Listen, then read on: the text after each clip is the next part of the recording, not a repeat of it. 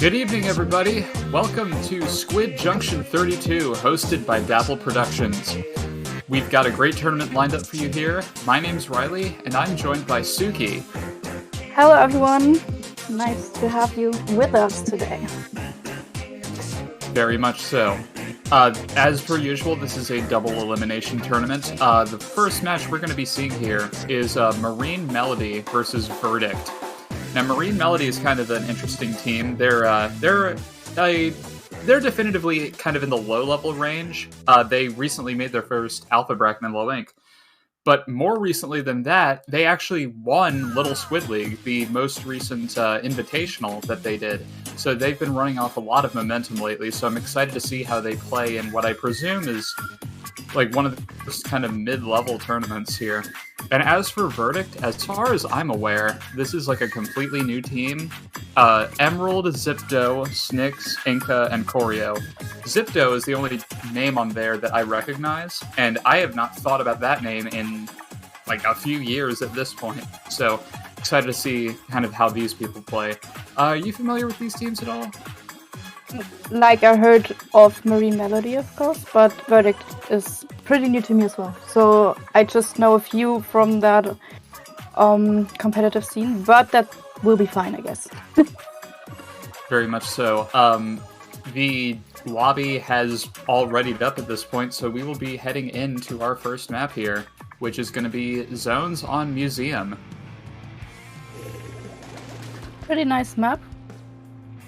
Yes, we see the E-Leader here coming out from Verdict, and in fact, the E-Leader double here. I mean, it's been a pretty contentious point today, if Twitter is any indication, so it's exciting to see, you know, everybody's favorite weapon. But aside from that, we have some Range Blaster from Verdict as well, whereas Marine Melody has a pretty standard comp coming out here. Yeah, we also see a Slasheen again. Like, I guess that's a pretty solid choice for a tournament like this. And yeah, Marine Melody just got the zone for them. Yeah, we see, like, they have zone, and they're using this opportunity to kind of, you know, tunnel vision on some other kills here, but they will bring down the Rage Blaster. But now it's time to try and push up here, but the Wave Breaker, as well as the E-Leader, are putting out a lot of pressure and preventing them from doing that. Sean here with a nice kill on those Tetras here. Seems like they're all pretty much just electing to keep zone painted right now, but Verdict is surely not too far away from their specials. They do have the Wave Breaker, which can put out some chip damage as they bring down Lily and the machine here. So now it's time for Verdict to move up, and in fact, that's a complete wipeout. This is looking pretty huge for Verdict right now. Yeah, pretty important for the game itself.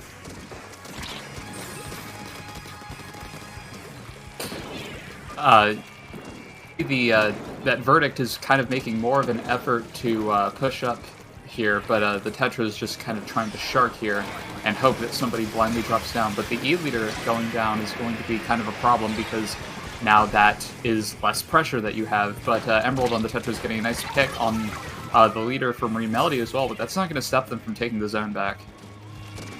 E-Leader was lost for Verdict. That is the next choice for Marine Melody to push. And the penalty is going down pretty fast. Yes, very much so. And we see the K-Gal finally kind of taking that opportunity to push up here. And leader's not looking too hot here in terms of where they are, but the Range and Tetra's pairing up to bring them down. Very nice. We see the E-Leader here is in a prime position, and they brought down the leader, and in fact, that's a full wipeout on the side of Marine Melody once more. And that was pretty important, actually. Now the whole penalty is pretty much down. Verdict is finally getting some points. Yes, indeed. It's a three. Yes, they're not too far off from taking the lead here, but Marine Melody is trying to dump out all their specials to do much, but they're not able to get much paint off. It's just the zap left for Verdict, but they're gonna try their hardest to maintain control of the zone. But no, that will be a wipeout on the side of Verdict. So Marine Melody just barely hanging on to lead there. That was pretty close. But yeah, now we have a 2v3 situation going on. Oh, and the Tetris go down right in the zone. Very, very nice pick from the leader. Yeah, very nice kill from the leader there, but just kind of unfortunately showing kind of the problem with Reef Slider, since you're just kind of stuck there. But oh my goodness, we're down to 6. I don't think the range blaster saw that coming. But it's 2 down for Marine Melody. But that was a very, I think that was like a delayed wipe on the side of Verdict somehow. So that's going to be game 1 going to Marine Melody. A very, very nice game that we just saw. I guess Marine Melody just is very good when it comes to defense. Yeah, I don't want to take it away from Verdict, though, because they definitely had some pretty good pushes in there, and we're getting some nice picks, but I feel like Marine Melody was just kind of able to capitalize off of their kills more effectively here. It is a... Yes, I believe it's a best of 3 right now.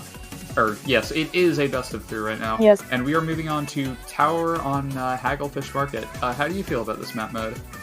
Actually, I guess we will also see, like, editors again. Because it's a pretty good map, but when it comes to range, on the right side on the roof, you know?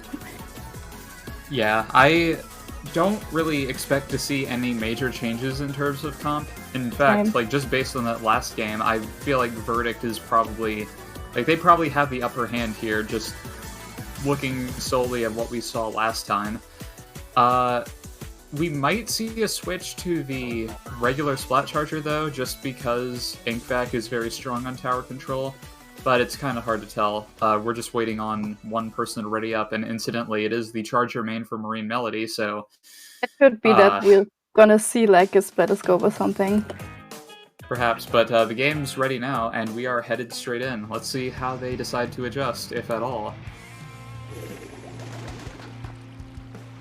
We see the leader and Squiffer coming out for Verdict, and Marine Melody...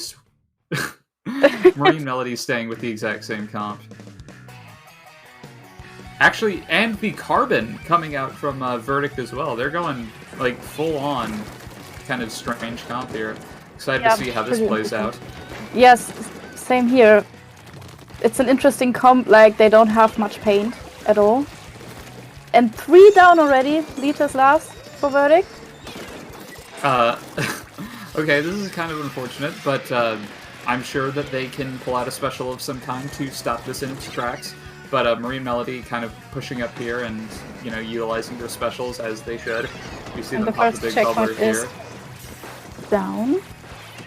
Now, as someone who commentated LSL, we saw Lily and Luples are, like, they like to hold hands on tower. So I'm not really surprised to see them utilize the same tactic here, but they're both going down with both Ivy and Sean left up as the aggressors. We see this Range Blaster who's trying to seek out a pick, but it will be foiled since they jumped back and whatnot. Still just kind of trying to hold this position and get a sneaky pick. And indeed, they'll trade with that leader. That was a very impressive trade. Yeah, like, we don't see stuff like this, like, on a regular basis. Like, a Range Blaster trying to get a pick on a leader is pretty cool. Yes, indeed. Range Blaster, definitely enjoying seeing more of that weapon now that it's a bit more viable than in Splatoon 2, but fair enough. Marine Melody tried to get a push off, but it did appear to be stopped as both of their aggressors go down here.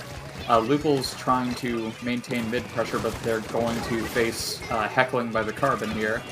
I think Lily's trying to, or no, that's Sean, trying to go for a pick here, but not really seeing anything quite yet. But the Carbons get under a lot of pressure as their buddy the Squiffer goes down. Yeah, Verdict has a problem, like, to get to the tower again, because Elite is in a very, very aggressive spot there, getting just a few picks.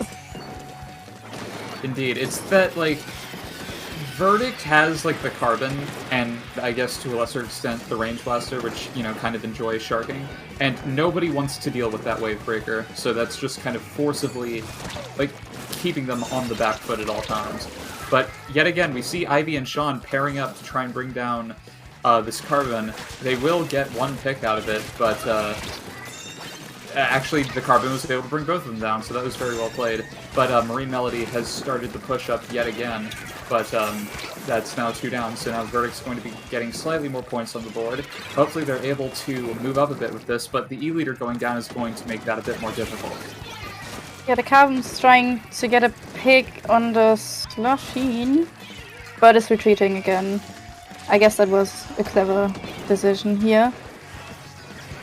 Yeah, definitely don't want to just rush into that fight when you're in a disadvantageous spot, as it were. We see the members of Verdict are just kind of clustered up here. Presumably they're just trying to build some specials or something. They do have the Wave Breaker ready, but come to think of it, what they really need is the kind of Zipcaster, maybe to try and get behind the leader or something.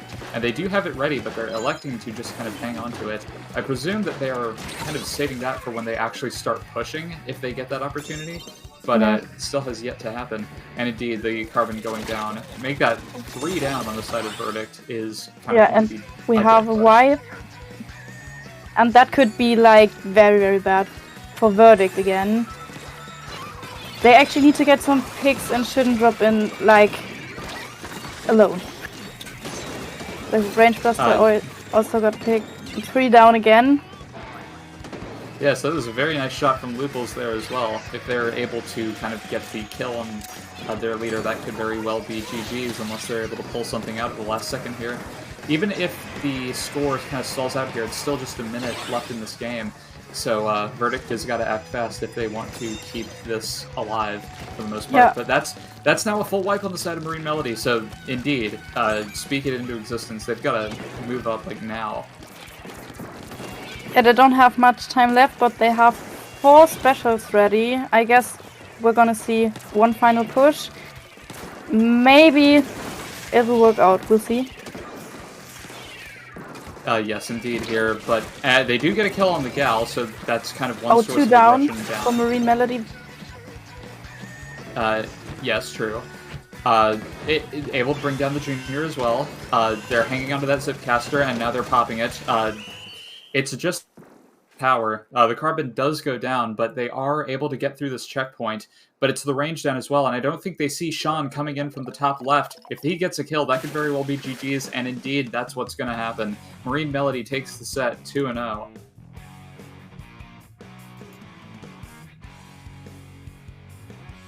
I would say just pretty good games from both teams.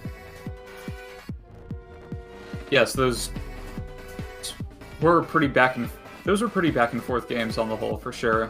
Just kind of unfortunate that Verdict had the right idea there at the end, and then it just kind of fell apart. But still, they did put on a very good effort there.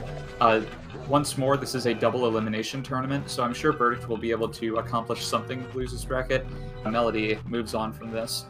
But indeed, that's winners round 1 for now, so we will be back after a quick break.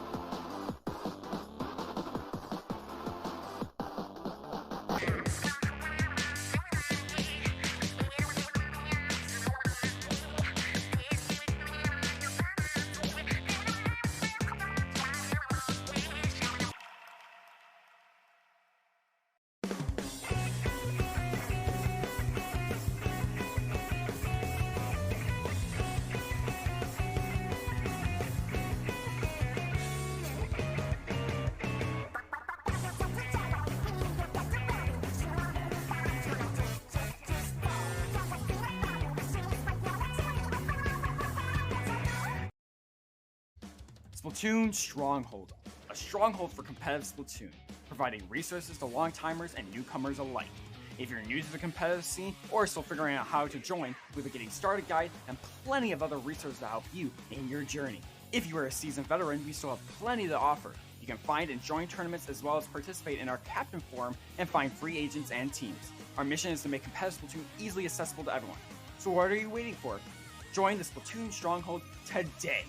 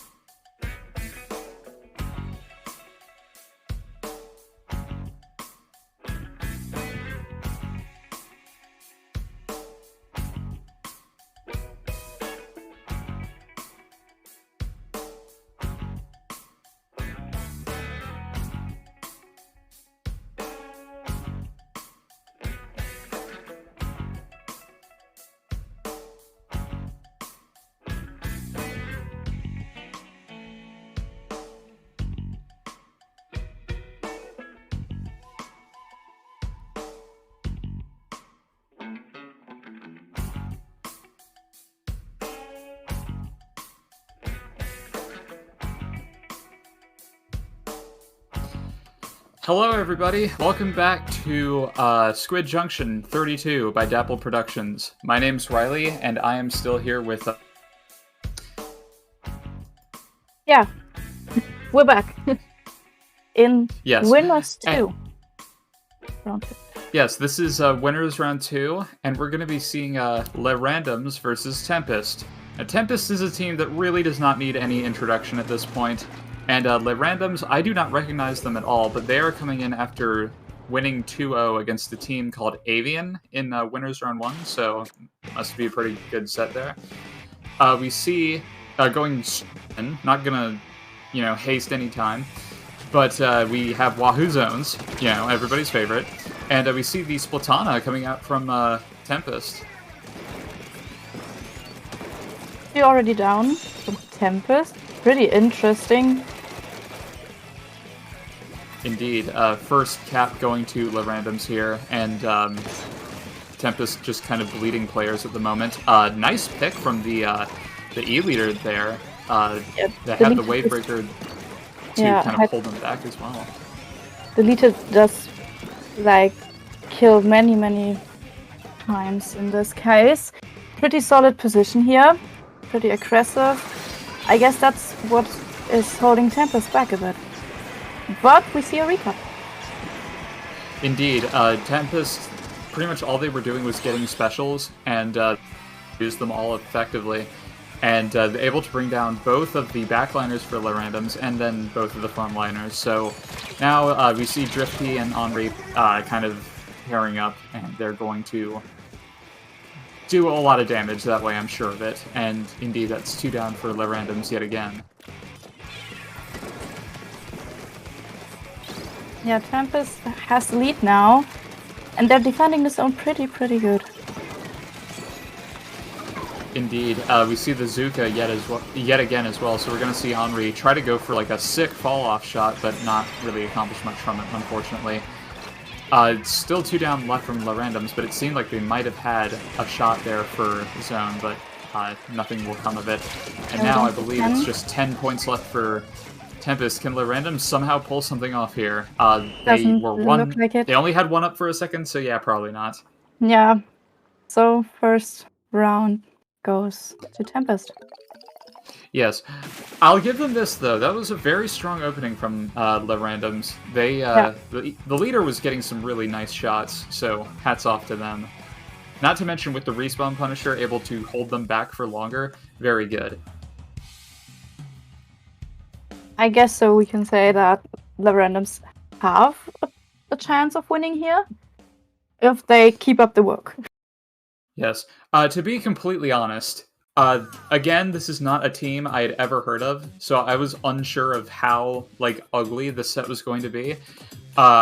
So either Le Randoms, based on that opening, I saw that and I was thinking either this is going to be, either I've been sleeping on this team immensely, or we're about to see, the hardest upset of all time.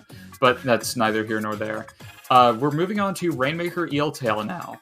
Now, this is going to be kind of interesting because this is such a narrow map, you really only have one way to go. Not really sure if Le Randoms will stick with the double backline comp, but I suppose we'll see. Tempest can probably just kind of do whatever. Maybe we'll see Red Shell go with his trademark Octobrush. I'm not too sure. Yeah, I guess we will see some range weapons here, but maybe Tempest will stay on mid to short range. Like in the last game. I mean, it worked out once they got in. So, I guess they will stick to that. Yes, very much so. The members of Le Randoms are kind of just taking their time there, thinking about what they'd like to do. So I guess they're just kind of thinking about how they want to approach this now that they know what Tempest is bringing to the table. What I will say that, just like the first round, this is a best of 3 here, so this is match point in favor of Tempest. But the game is starting now, so let's see what adjustments were made.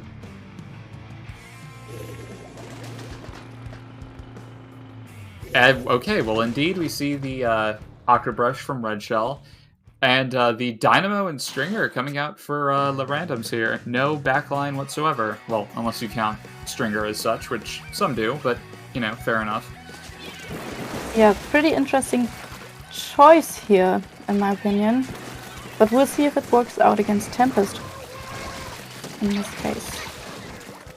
Indeed, we see the machine went down here. Red Shell tries to go for a super aggro opening, but then is forced to kind of back off. But that's 2 down on the side of the randoms yet again. I think the Dynamo is trying to go for something aggressive, but will not really be getting anything out of that.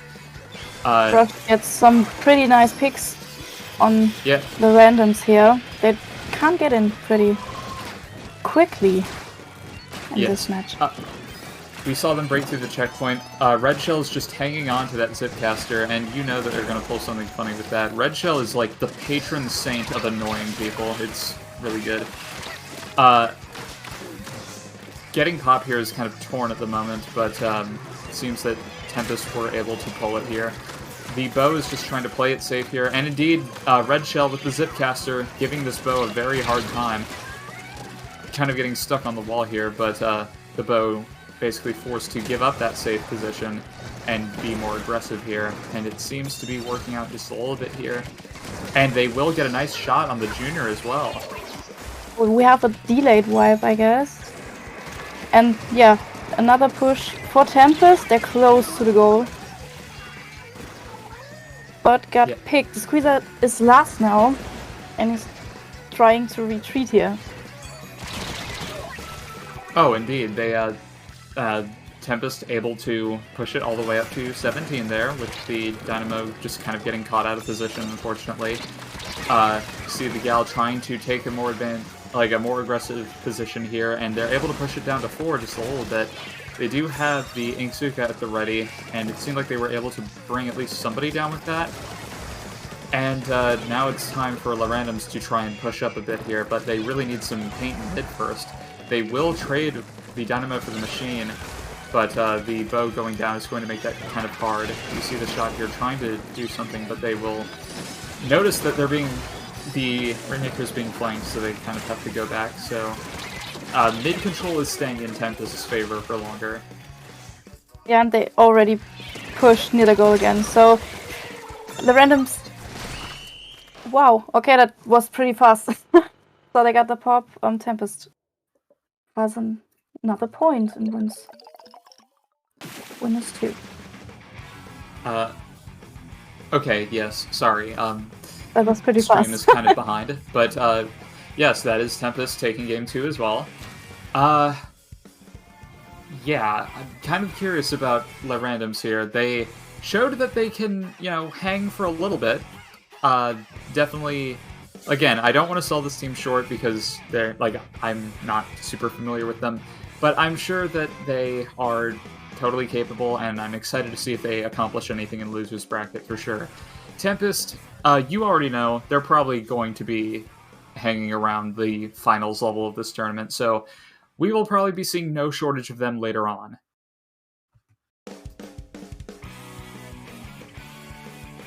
But regardless, it appears that the next round is already ready, but it seems that we will be heading to a short break, so stay tuned.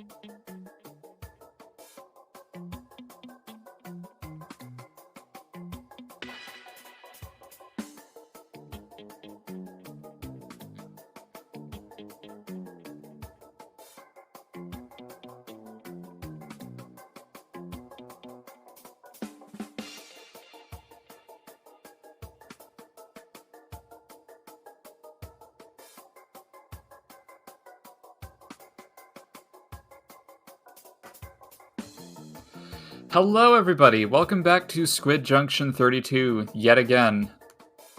And okay, communication error. Love to see that. My name is Riley, and I'm joined by Suki once more. And we are moving on to winners round 3. Next time versus El Poco. Yeah, we're excited to see what we're going to see next when it comes to comms, and of course we want to see some intense games this time. Indeed. This is going to be kind of a much more... this is going to be, I'm sure, a pretty competitive set. Next time, I think, is kind of a new team, if not a pickup. We see Misa, Lucas, and Wave, kind of known from the Gol de Lucas pickup that did really well in SOS and Ludi last season. And El Poco is a pickup consisting of Swish, Umbre, Apple, and Adrian. So Swish, kind of the old guard, one of the most notable Tent players. Not really sure if they're playing Tent right now. And Adrian, I know, is a Squiffer player. I think they're kind of a more recent, rising star of the kind of higher mid-level scene. So I'm excited to see them play for pretty much the first time here. I've only heard the name before. But yes, this set's going to be pretty intense. You got two kind of high to maybe mid-level teams playing. I'm not too sure. It's high level. I don't know what I'm talking about. Yes, I guess it's gonna get intense this time. Yes, I am trying to pull up bracket. I don't exactly know if this is still a best of 3 perchance. Yeah, it's a best of 3 again. Okay, yes, this is still a best of 3. We will be moving on to yes, Splat Zone Sturgeon Shipyard is going to be our map for game 1 here. Now, we see that Next Time has Wave on their roster, who, again, we've been seeing E-leaders in pretty much every set thus far. So, it's a very strong weapon.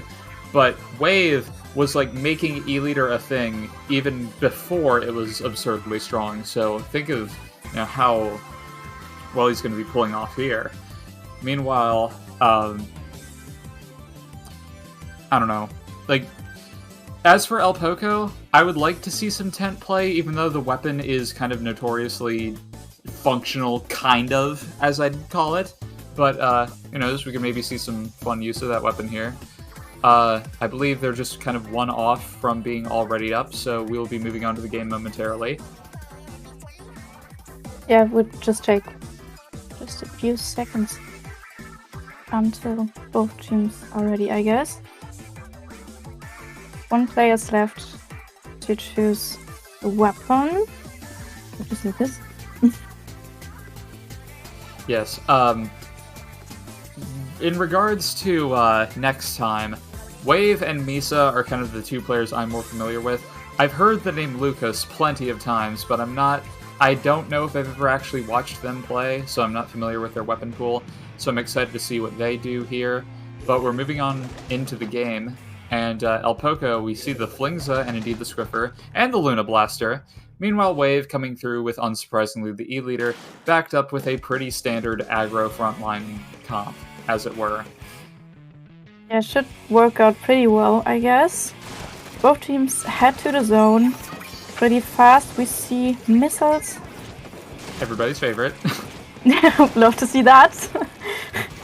And the missiles immediately bringing down the E-leader, so... Yes, this is a very strong opening from El Poco here. They will lose the Squiffer, but still, getting control of zone this early is quite nice. Yeah, the girl's trying to hold the right side of the map and gets a trade off with the Luna Blaster. Okay, now that I see it for real, I recognize this Apple. This is Apple, formerly from the Deep Fried Octolings, who I got to play with once a few years ago, and he is a very good Slayer player, so I'm excited to see he's kind of, moving on up and playing with these people, so excited to see, how he kind of proves himself to a higher level audience here. But yes, we see Next Time has taken control of zone. We see Ryanator trying to, just paint out the sides of the map so as to make it more obvious when someone is flanking, for instance. We do see the Zipcaster and Bubbler ready for the side of El Poco, so there's something to push with, but the Squiffer going down is kind of going to mitigate that just a little bit here. But Ryanator going in and getting 3 picks. Very, very nice. Very nice. Yeah, yes. The go down very quickly at this point. El Poco needs to get in as fast as possible, but yeah. Yes, but shutting down the splash has been it is definitely the start of something here, and the Luna able to scrape another pick, but going down to the Splat Bomb. El Poco maybe could paint zone a little bit, but the Gal going down up there on their top right is going to kind of seal that. So that is next time, taking game 1 rather swiftly. Yeah, after a harsh start, they got back pretty quickly. Yes, indeed. But regardless, that was still a relatively back-and-forth game. Game 2 is going to be, yet again, tower control on Hagglefish Market. Do you think we're gonna see a change in comms? Maybe not, to be honest, because like they might not stick with Luna Blaster, but I see no reason why it couldn't work here. They may switch gears to like the V Blaster, but then you'd have double Big Bubbler. I'm not too sure. You really can't say until you see it for sure. Yeah. Yes. As for next time, they'll probably roll with largely the same thing because, you know, E-Leader is so strong right now. And then the other weapons are, you know, you have your aggro weapons and you have your painter. What more do you really need? I guess you could want some more range for, you know, tower control, but I'm sure that, you know, the E-Leader is already putting out so much range that you might not be in a terrible scenario if you kind of eschew it for, like, the other 3 weapons on your team. Yeah.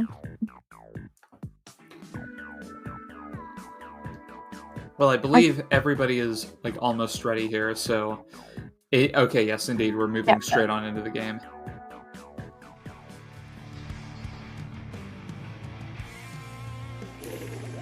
Let's see what we have here. A Slasheen. Okay, fair enough. I probably would have liked to see a little bit more Luna Blaster, but you know what? This is fine too. Machine is a very strong weapon, yes.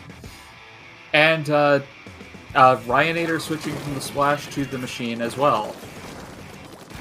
So both teams have the same idea, I guess. I mean, true. Machine, again, just a stupidly strong weapon right now, because, like, especially on tower control, since you curve shots so well. Not to mention, Booyah Bomb is, like, the ultimate stalling special for, like, checkpoints or rather, the ultimate, like, stopping special, I guess. But that's 3 down on the side of next time to start out, so you see Apple kind of popping this Inksuga to maybe get a pick here. They will bring down the Gal, and El Poco going straight on through the checkpoint here. Already got the first one. Very, very important. Yes, but we have Ryan with the Booyah Bomb. They will be counter-Booyahing here, but that's still 2 down on the side of El Poco. Next time does lose one of theirs, and El Poco does pop the missiles, but it still seems like they have control of the tower next time, that is. So, I don't know. I think next time is like seeing a flank, and they're trying to do something about it, and yes, indeed, that is what just happened. Yeah. Okay, so just kind of popping the Booyah to nip this bush in the bud right away.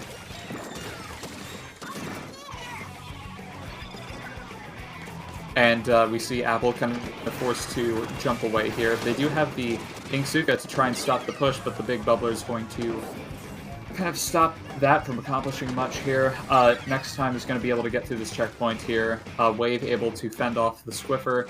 It does seem like lead is in their grasp here. And indeed, it is. And they got it pretty fast. And they keep pushing. They reach checkpoint 2. But Yes, I guess that push is over for now. True. But And Denise then, is still in a pretty good position here. Even gets Apple. Yes, that was a very hard snipe there. We do see that, like, El Poco is trying to get some specials to, you know, push next time back just a little bit, but they're not really able to get much off here. Wave trying to pressure the tower a bit, but the big bubbler is going to prevent that. But, of course, the canopy is a really good charger spot, so, you know, what are you going to do there, especially when you're 2 down? We see them trying to pinch the flanks up, but they aren't able to do much, but they will bring down the machine. There's still 2 minutes left in this game, so there's time for El Poco to do something, but they've got to start getting some picks and or specials fast. Yeah, for now they are trying to get a bit of map control and specials, but the thing is already down. Oh, a nice double from the lead, the 52 here. Indeed, that is, yes, that was Misa on the gal, I believe. And, they will be brought down. It's basically just a battle for mid-control at the moment, less than 90 seconds left in the game. They do have the Wave Breaker ready, which can, again, kind of instill fear in players, like as we saw from before. But again, like, El Poco just keeps going 1 down when they need to be pushing, so this is kind of an unfortunate scenario. Yeah, they need to, like, not die right now and get some specials, but already 2 down again. So it's getting hard for El Poco to actually get a push in this case. We see the Zuka, but yeah, it didn't work out. They're 2 down again. The shot's trying to flank, gets 1 person. Oh, and that's 3 down for the side of next time, so this is the opportunity to do something, like, right now. Next time does have a big bubbler on standby, so they could use that to kind of stall this out here. But yes, Adrian unfortunately going down here, the machine just kind of hanging back, trying to make sure that there are no flanks. Probably a smart decision. But they will get a trade out of it here. It's 30 seconds left, and the tower is still moving.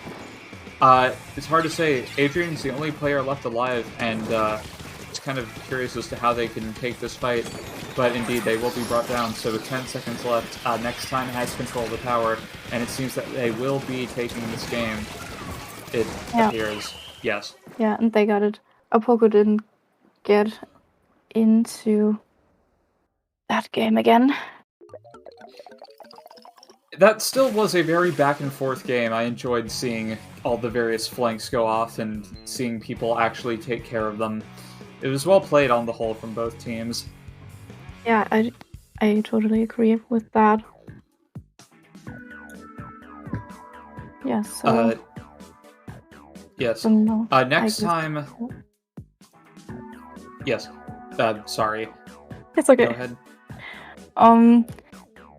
That was it for, like, winners 3, I guess. And I guess we see you all in the next round. In this case, only we're looking forward to see some more intense gameplay. I hope.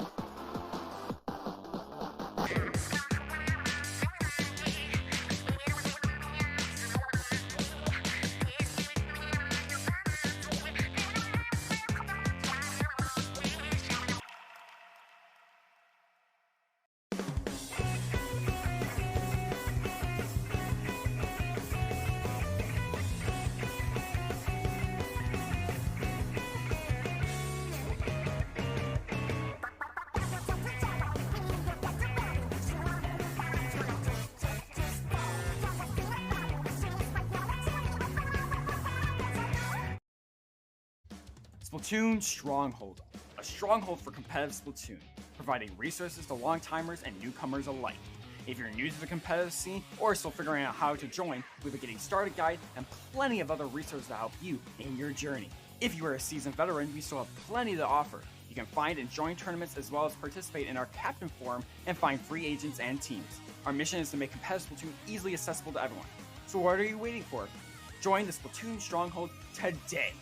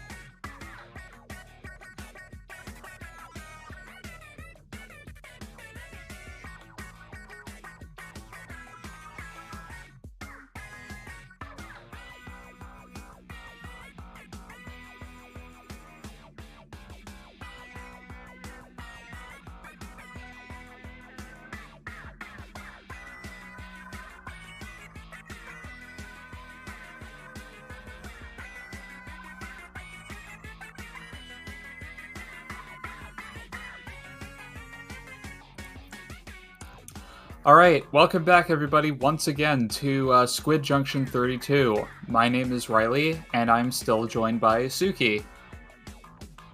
Hello again. Moving on to Winners Round 4, we are going to be seeing Last Resort versus A Bit Fruity. Now, Last Resort is kind of one of the newest top-level teams, as it were. We've got Prochara, Storm Hero, Mecha, and Leotos.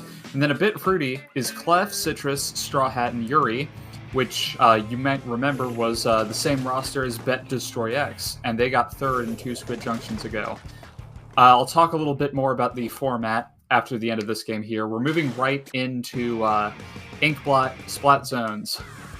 And we see the Stamper from Chara. I did not remember that he was going to play that, but, you know, fair enough. It's a pretty strong weapon right now. Yeah, we see 2 X-Splashes on both sides here. And the shot is actually Last Resort. And is able to jump out here. Yes, Bit Fruity getting their, cap of the zone to start out, but we see Chara with the Zipcaster trying to throw them off at least a little bit, but it will end here. A Bit Fruity still has control of the zone, though, but they do go 2 down. It's just the Splash left alive, and they're stuck in Crab Tank, and that will be a delayed wipe. So now it's time for Last Resort to move up. Yeah, that's a chance to actually get the lead, if they do it correctly. The map control is on their side, but there is a Booyah coming up on the left side. Okay, I'd just like to point out how that Booyah, the machine fell off the map and then used Booyah to survive. Oh, a nice and then from the Zuka. Okay, yes, the Zuka really didn't want me to finish that sentence. Thank you. We see the... No, it's fine. The Splash popping Crab Tank to try and get people off of Plat here. We see they're trying to create some kind of opening. The Dualies have Crab Tank of their own, and they're going to be putting out a lot of pressure with that. But we see Yuri here on the Junior kind of doing some frontlining here, and they are able to cap zone off it. It's a 2v3, though, in favor of Last Resort. We see the Expo trying to pick off somebody, but they just aren't able to get it quite yet. Yeah. Yeah, they had a short cap here, but Last Resort is pushing even further. But the X-Splasher is doing a great job in this case by painting. Yes, here. This could be zone for A Bit Fruity, and yes indeed, but Chara, once again on the Zipcaster, is kind of making life hell for everybody on Plat, so it's very good. The Explo able to get a pick on Storm Hero, though. Penalty is almost through for Bit Fruity, so they will probably be able to push up off of this, but Last Resort is trying to vie for control of zone, at least a little bit. But now Bit Fruity is not too far off from, lead here. But they went 3 down right at the last second, and indeed that's a wipeout. So now, yes, Last Resort will be basically continuing what they did just a few minutes ago. Yeah, and the Bit Fruity needs to hurry up a bit, because the points are going down very quickly again. Penalty is less than down 16 again. Yes, it's still 2 minutes left in this game, though, if Bit Fruity can pull something off, but it's going to be very hard. The Expo is under a lot of pressure here from the Crab Tank and the Rain. And yeah, indeed, Bit Fruity... Yes, these guys are just always able to somehow get control of zone. I mean, presumably by, painting it, but, A Bit Fruity does have the man advantage, the Splash going down, and indeed the Junior and Machine also going down, so never mind, they no longer have the man advantage. They're going to be forced to back up here. The Dualies going in for a pick, and they will bring down the Explo. We see somebody... I think they're trying to go for a flank out right, and I don't know if anyone on Last Resort notices it. This could potentially be something cool. We see they're all just kind of trying to frontline right now. The Stamper goes down, and so do the Dualies. This could be one last chance for zone from Bit Fruity, especially with 2 down on the side of Last Resort. So now they've got to push up and get some picks if they want that. And yeah, that's 3 down for Last Resort. So this is Bit Fruity's last chance here. They're finally moving up on the flat here. There's no penalty. Lead is within their reach with 30 seconds left in this game. Yeah, it looks very, very good for a Bit Fruity here. Map control is on their side. But here comes another special from Last Resort. But oh, the Slasheen gets 2 picks. That was a clutch triple there. And they, yes, able to get a wipe on Last Resort. They were able to just barely clutch out that game at the last second. That was huge. That was pretty huge. The Slasheen did like a very, very nice play here. I guess that was a game changer. Indeed. Shout out. Definitely. MVP that game was Trick, the swole chef, as it were, on the machine there. That was a very nice double. Like, they moved up when they needed to, and it paid off. Regardless, there is still a bit of wiggle room in the set to go. We have moved on to a best of 5, and I kind of want to talk about the format here, because it's not anything I had ever heard of. This is kind of a strike and ban counterpick system, and the way this works is Bit Fruity and Last Resort were presented with 7 different map modes, and each team was allowed to ban one that they didn't like. In this case, it was Undertow TC and trying to find the other one. You get the picture. Basically, they both got to cut out a map that they didn't like. So, yes, it's a rather interesting way to do counterpicks that I'd never heard of before. And, yes, as you can see, we're going on to zones, or Rainmaker, Scorch Gorge. I think that's a pretty interesting comp, to be fair. I actually like to play that comp myself, and like to see it in some tournaments. Yeah. It's fair. I think it's relatively fun. I'm not the biggest fan of Scorch Gorge, but I would say that Rainmaker might be my favorite mode for it. I don't know. It's kind of hard to say. I'm kind of curious to see if we'll see more Stamper play here, because Zipcaster on this map, I think this is one of like the most fun Zipcaster maps. Yeah, I would say so too. And I guess I'm hoping for a Stamper here. But yeah, yes, both teams are ready here. Yes, moving into the game, we'll see if we have any major adjustments. And note, we still have the exact same comp from Last Resort, but a bit fruity. We're seeing the heavy from Citrus instead of the Explo. Guess that's kind of a fair assessment. Wave Breaker on this map can be pretty good for popping shield, plus heavy is just kind of a more aggro-capable main weapon, as it were. We see the shot go down already for Last Resort here. The other members trying to push up and get a pick, and indeed, Machine yes, able to get a pick. This might be an opening to push, but we see that Expo's putting out so much pressure and, you know, slowing them down with just the sheer amount of paint output. But Machine able to bring it down. They will get noped out of that Booyah, but still, it was very nice. It's 2v2 right now. Yeah, so no one's able to push yet. But the junior's trying to paint everything in mid to keep control. Indeed, that's like, when your teammates aren't able to push up, that's definitely what you want to be doing here. The junior is pretty close to their big bubbler, and they already have the Booyah Bomb on standby. This could be a potential opportunity to push if they are able to get these off without a hitch. And then, push. Yes, but the Crab Tank is kind of slowing that down a little bit. Citrus does have a bit of an opening here that they just have to not die to something that they don't see. Yeah, the Explo is keeping them away from the first checkpoint, but Citrus got it. Indeed, that was 2 down for Last Resort there. We see the shot player trying to, you know, just bomb back. A bit Fruity's got to be careful here, though, because if they try to rush it, they could get caught off guard by that very quickly. And Mecha here on the shot, able to bring 2 down. And the Splash opting to cheese the Rainmaker anyway, just to get a few more points on the board. That was a potentially pretty good play here, but now it's time for Last Resort to get moving. They're trying to move forward here already in mid with the Rainmaker.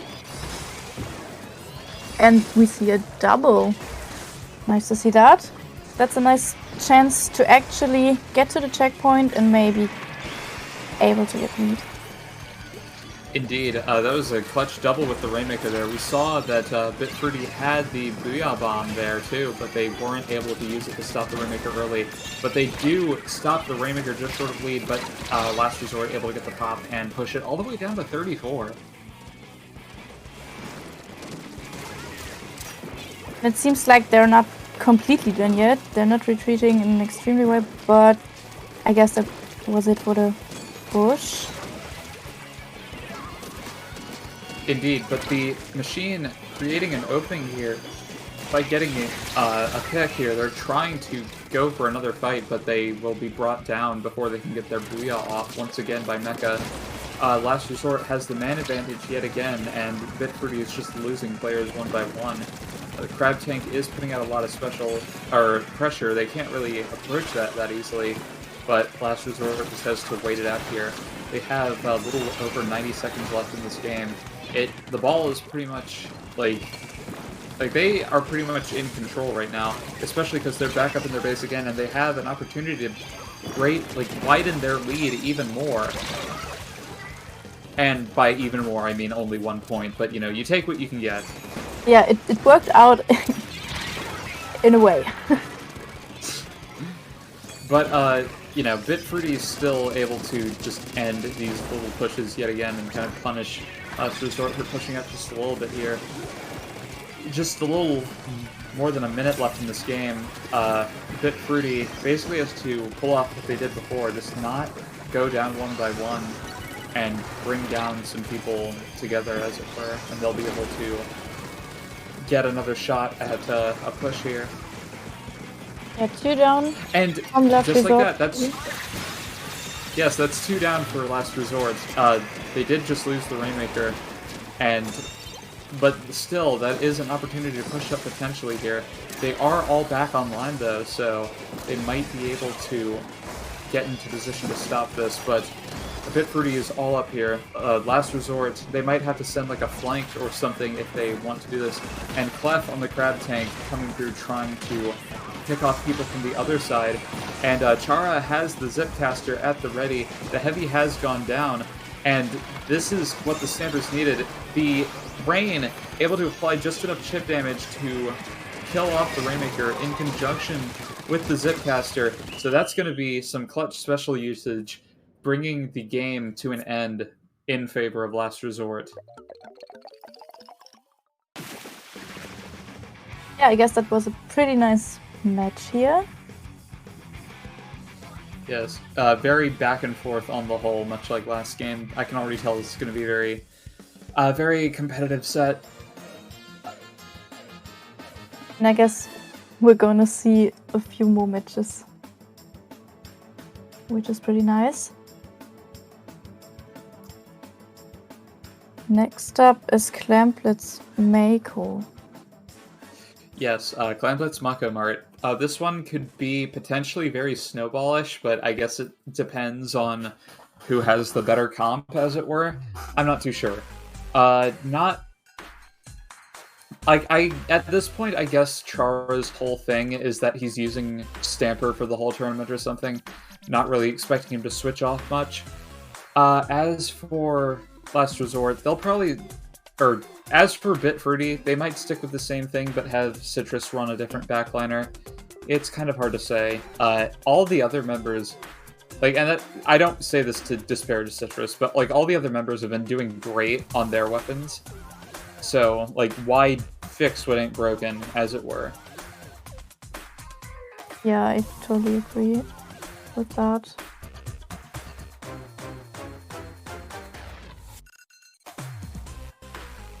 I guess we won't see, much changes in comp here, to be fair. True. Yes, if I remember correctly, Last Resort did run the exact same comp as Game 1, so they'll probably just stick to what they're comfortable with. It's kind of hard to say. Yes, indeed, and everybody's very much close to being already up here, so we'll be moving on into the game momentarily. It is, best of 5, so whoever wins this will have, like, match point in their favor going on to the next 2 games. It's pretty important to get a point here. And finally, both teams are ready. Indeed, so let's see how they have adjusted. Clan Blitz Mako Mart, kind of infamously, we have, it's a Splatoon 2 map.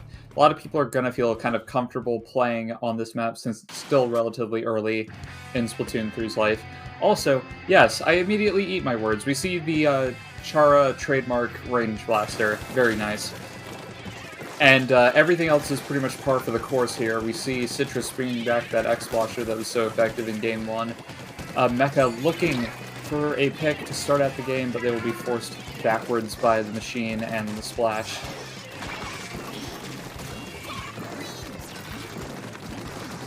Bit Fruity is trying to keep the map control here, even though they're 1 down. Yes, but that's 2 down for Last Resort here, so this could be an opportunity for Bit Fruity to push up at least a little bit here. I'm kind of surprised that wasn't a trade just now with the Splash and the Junior, I believe. Oh, the and Splash that's a wipe going for wipe. Yes, it was a wipe on the side of Bit Fruity. A Bit Fruity, rather. So now Last Resort have broken it open, and they did bring down the Splash yet again. They don't have a lot to push with, though, or at least if they do, they aren't in much of a position to. But they were able to increase their lead by just a little bit. They are below 50. Any LDE for Bit Fruity is now activated. It's just 2 down on the side of Last Resort, though, so this could be the end of the push. But Chara is not backing down. He will be brought down, and that will be basically a delayed wipe. But then Storm Hero going off in the spawn, trying to get something going here. But yes, that will be the end of the push, going all the way down to 29, just this early on in the game.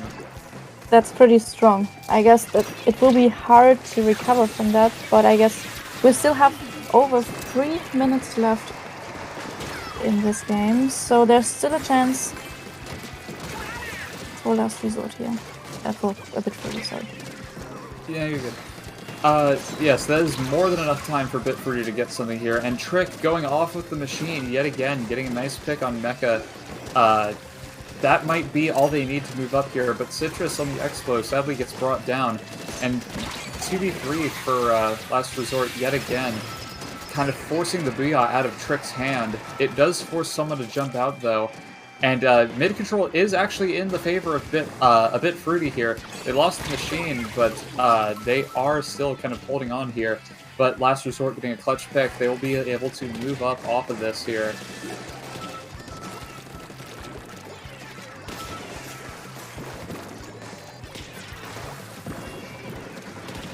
Yeah, both teams are trying to get some clamps ready, I guess. And trying to get some map control. The X-Blosher is doing a very good job by that. Indeed, we see, yeah, that's a 3 down, or delayed wipe for the side of Bit Fruity here, so Last Resort is going to be getting yet another push off, and Bit Fruity is 2 down, and Last Resort doesn't have much to push with, but they are in such a strong position. They just got to send one person back, and that's a wipe out yet again. And that doesn't look good for a Bit Fruity, and yeah, that's another point for Last Resort here. Indeed. They have the momentum in their hands now, and they want to utilize it however possible.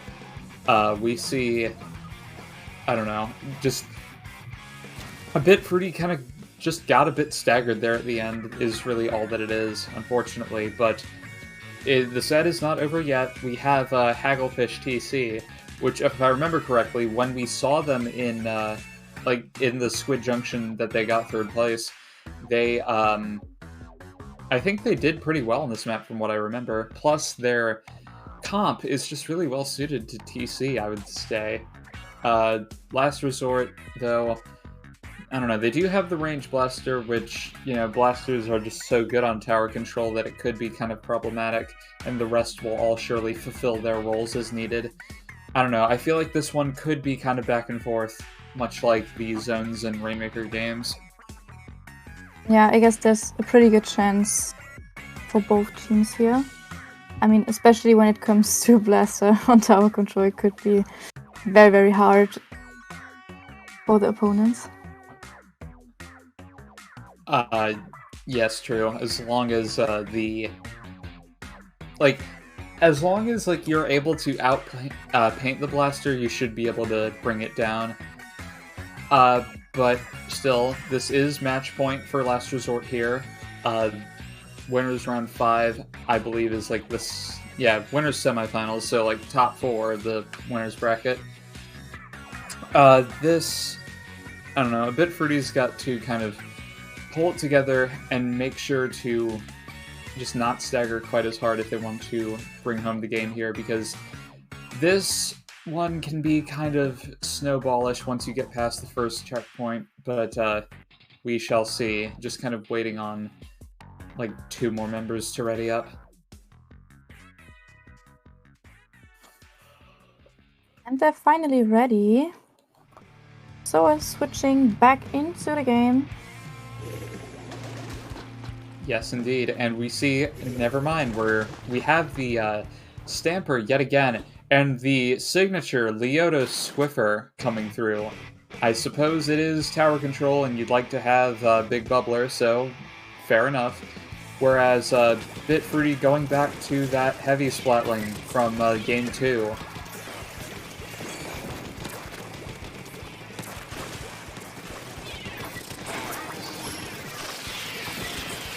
We see a whale on Last Resort's side, but it doesn't help getting any picks yet. Junior down for Bit Fruity. Indeed, Mecha trying to frontline. They do bring down the heavy, but they kind of got a bit overzealous there, and it's just Storm Hero left alive as they will be brought down on the flank.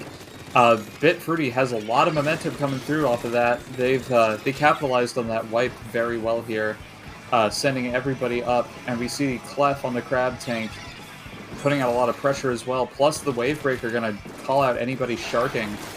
Stamper did go down there too, and Bit Fruity's already up to the 2nd checkpoint this early on in the game. They really want to turn this around here. And actually, it is working out pretty good, but now the splash is last and retreating. Yes, very much so. We see, I don't know, shout out to Leotis on the Swiffer getting a nice pick to kind of end that push there. This is a really good opening push for this early in the game. Last Resort has got to be feeling some kind of pressure at this point. It's by no means an unwinnable game, but, you know, Bit Fruity had such a strong opening there, and they're bound to kind of have that momentum and, you know, want to capitalize on it even further here. Storm Hero able to get a nice pick, but will be brought down by the Junior. So there's a flank from the Squiffer. And now that's 2 down on the side of Bit Fruity. Last Resort coming up to the checkpoint here. This is the point where Bit Fruity just needs to not drop down. Yeah, first checkpoint is down already, and the Step is doing its job pretty good on the left side. And Last Resort is already on the 2nd checkpoint, and even got past that 34? No, not really. The Big Bubbler was able to stall it out quite a bit, and it was a 2v2 there. Bit Fruity was two down first, and the remaining members were able to get some clutch picks to stop the push. So that was very well played, even under the pressure here. Chara on the Stamper trying to apply pressure a bit more, but There's not really anyone in sight, and they will be brought down by the crab tank. You see another person here on the right side get brought down as well. Bit Fruity, very good defense here coming out from them with 2 minutes left in this game. Yeah, they're actually doing a great job in defending their lead and even trying to push forward again. Indeed, a trade with the Stamper.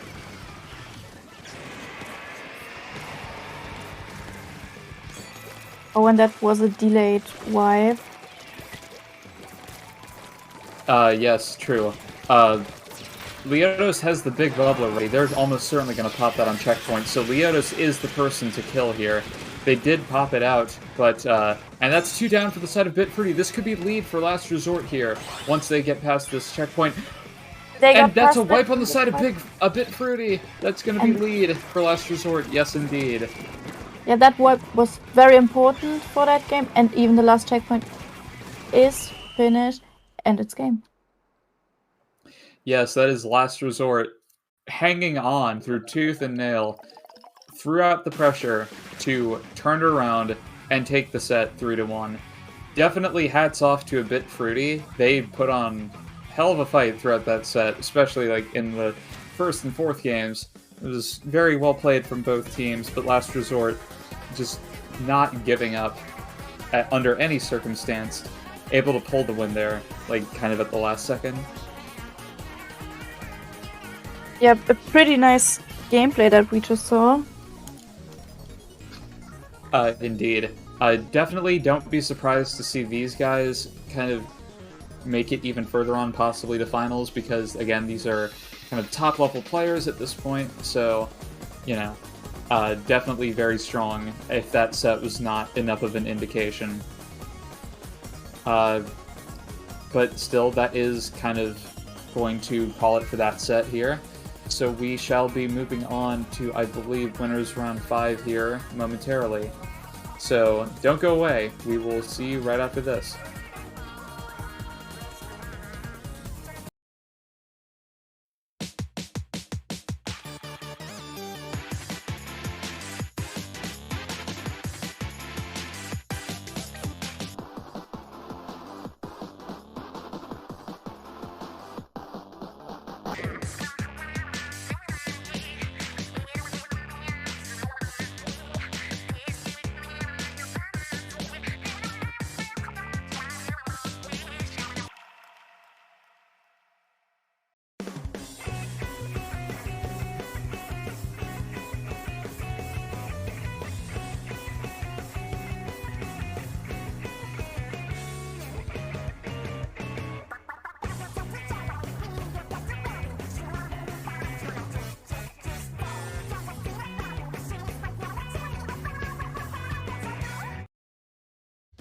Splatoon Stronghold, a stronghold for competitive Splatoon, providing resources to long-timers and newcomers alike.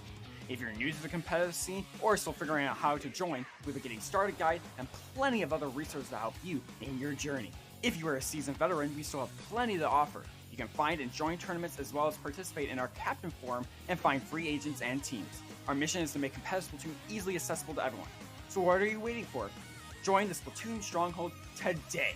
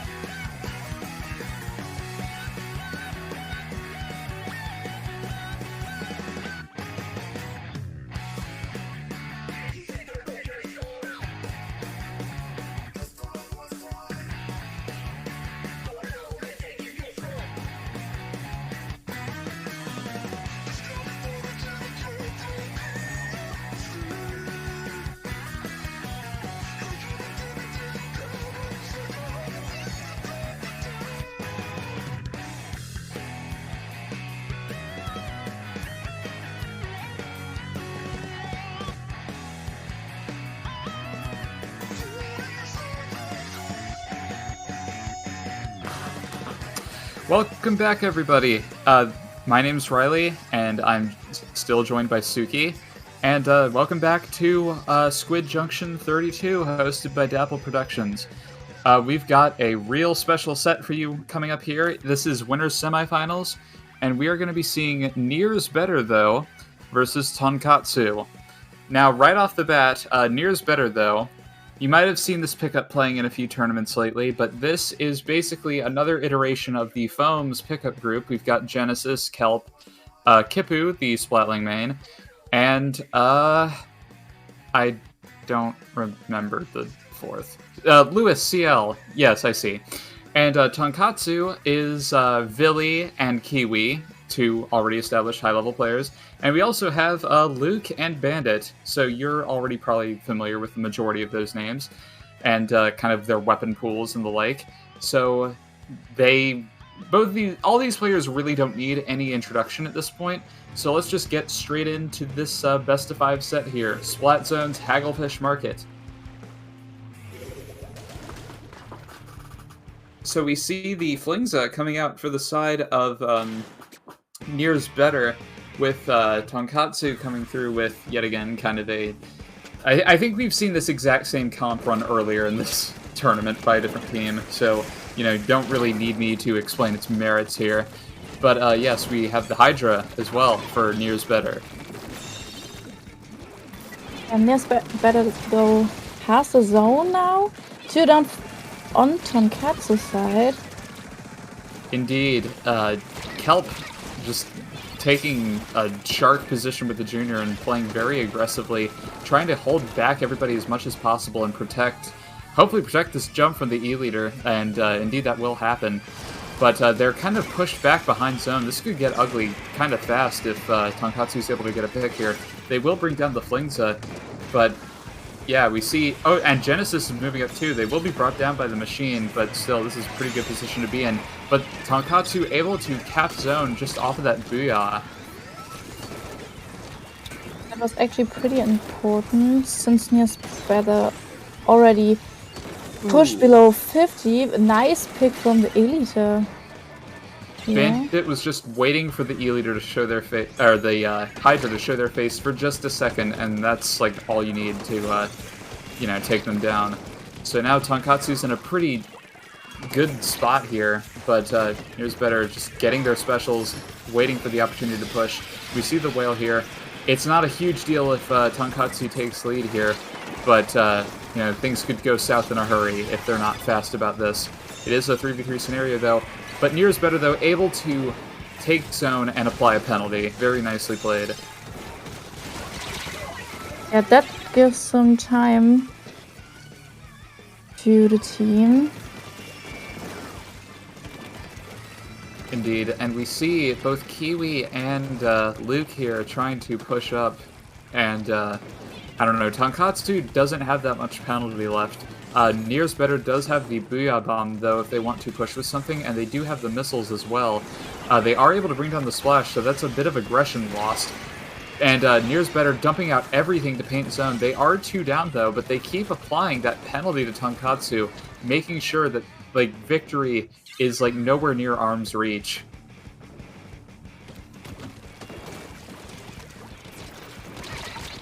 And we see this 1v1 here between the junior and I think that was, yeah, or no, the gal in the splatter shot. I don't know what I'm thinking. As the members of NieRs Better are basically trying to respawn here. Tonkatsu's almost out of their penalty here. There's a little over 2 minutes left in this game. Things are looking pretty good for them right now, especially with Luke having the Inkzuka at the ready to push people back who aren't expecting it just a little bit. Able to get a double there. Double. Very, very nice. 2 down for NieRs Better. And Kelp off on the side, basically just dancing for their life here, as it were.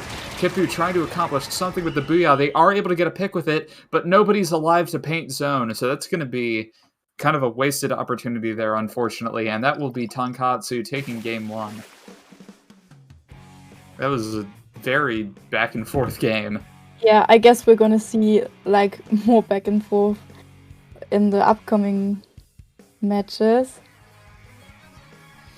Indeed. Looking at the potential, like the proposed maps, Because keep in mind, we are still going by the strike and ban counterpick system that I elaborated on in the last round. They decided to cut out both Clanblitz matches, so this is going to be a Splatoon 1-esque set here with just the Classic 3, and we are moving on to Rainmaker Mako. And as I elaborated on earlier, Mako Mart is basically everybody's comfort map right now, because it's such a just, good map from Splatoon 2. So, I don't know, even though Rainmaker was by far the least played mode on that map in that game, I don't know. Kind of excited to see how these guys will adapt to Rainmaker here. Not really sure what changes we might see, if any. I believe the only thing I'm familiar with is that I think Lewis is primarily like a junior player, but we already have a junior player in Kelp, so I don't know. Maybe we'll see them kind of switch around roles. Who's to say? People just kind of readying up here. It is a best of 5, obviously. Winner of this will move on to winners finals against either Last Resort or Tempest. So, both teams been doing very well thus far. In fact, I don't think Tonkatsu has dropped a single game thus far this set when I was looking at bracket earlier. But regardless, we're moving in. And we see some Tetris. Oh yeah, Genesis plays Tetris now. Fellow Tetra player. Love to see it. Best weapon. But regardless, Tonkatsu, I believe, is coming through with roughly the same comp, except I don't think they... Yeah, I think that's pretty much the same comp. Regardless, 2 down on the side of... 2 down for both teams, briefly. Luke going for a very wide flank here, trying to catch people off guard, but he will be snuffed out by the Slosher here. The wall usage, able to stall it out there for a bit, but they will be brought down. And, I don't know, it's just a bloodbath in mid right now. Nobody wants to push, but that's a 4v2 in favor of Tonkatsu, so this might be time to get going. Yeah, we still have a 3 versus 3 situation going on, and still no one's pushing or anything like that. We still have, wow, nice shot from the leader again. Double, and now we're gonna see a push from Tonkatsu. Indeed, another one. We have a very easy checkpoint to break here on right, so, this could go back and forth yet again here, but NieRs better needs to just kind of not, stagger and drop. But they're rushing that Rainmaker all the way down to 35. Pretty good lead for this early. We still have over 3 minutes to go. And maybe NieRs better is going to push 2. But 2 down again, and it doesn't look good.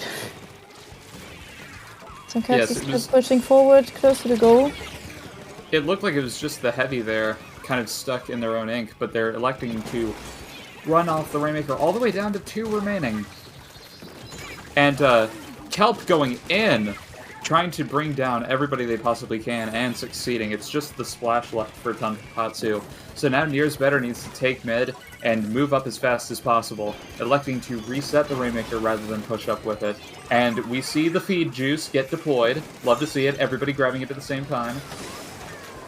Pretty refreshing. Yes. We did see the leader bring down somebody and immediately bring them back. Gotta love the soda. But that's 2 down on the side of Tonkatsu, so now it's time for NieRs better to get going. We see Genesis trying to create an opening on left, but Kelp electing to take it right. They will be brought down just shy of the checkpoint, though. Yeah, they weren't able to push forward, but now the checkpoint is done. Indeed. Lewis with some very nice movement there.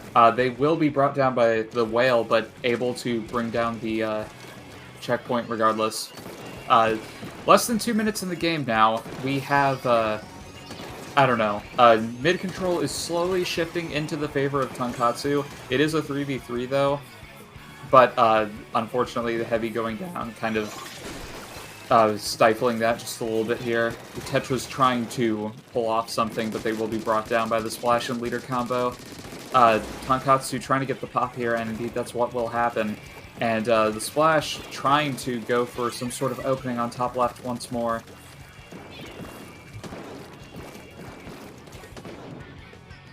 Yeah, Tonkatsu is just defending the whole map control and the Rainmaker in it. But the Tetra's dual flank the and Tetra's flank can pick Bandit. We see a and Reef going Slider for the there. Reef Slider, And even able got to bring Bill. down Villy as well. Wow. Very nice Tetra gameplay. Yeah, Reef Even Slider... got Luke out of the game. Very nice. Reef Slider, like, yes, it has no shortage of problems, but it can, you know, kill you, like, in all sorts of ways. The hitbox is kind of funny. But regardless, yeah, we have 30 seconds left in this game now, so NieRs Better's got to get, like, a full wipe or something here, and not really stagger, but you can see them deploy the soda. Tetra's going for something here, trying to go for some sort of fall-off, but unfortunately they'll be brought down alongside the heavy Splatling. They will be brought right back, though, by virtue of the Tacticooler, and that's 2 down on the side of Tonkatsu. They just need to get some more lucky picks here, and they will have a shot here, potentially. We see Luis deploying the Ink Strikes, but the Hydra, or the Heavy was brought down very quickly. And that was the pop, and actually the game. They were so close to pop there. We saw Kelp was trying to just focus on that, but they got flanked from the side, kind of just to seal the fate. Rather unfortunate, but that will be game 2 in favor of Tonkatsu once more. So this is match point for them. That game did still feel rather back and forth, though. I liked a lot of the special coordination that I was seeing. Also, Tetra gameplay is inherently fun to watch, don't at me. But that's neither here nor there. We're moving on to Tower Sturgeon. Yeah, also a map from Splatoon 2.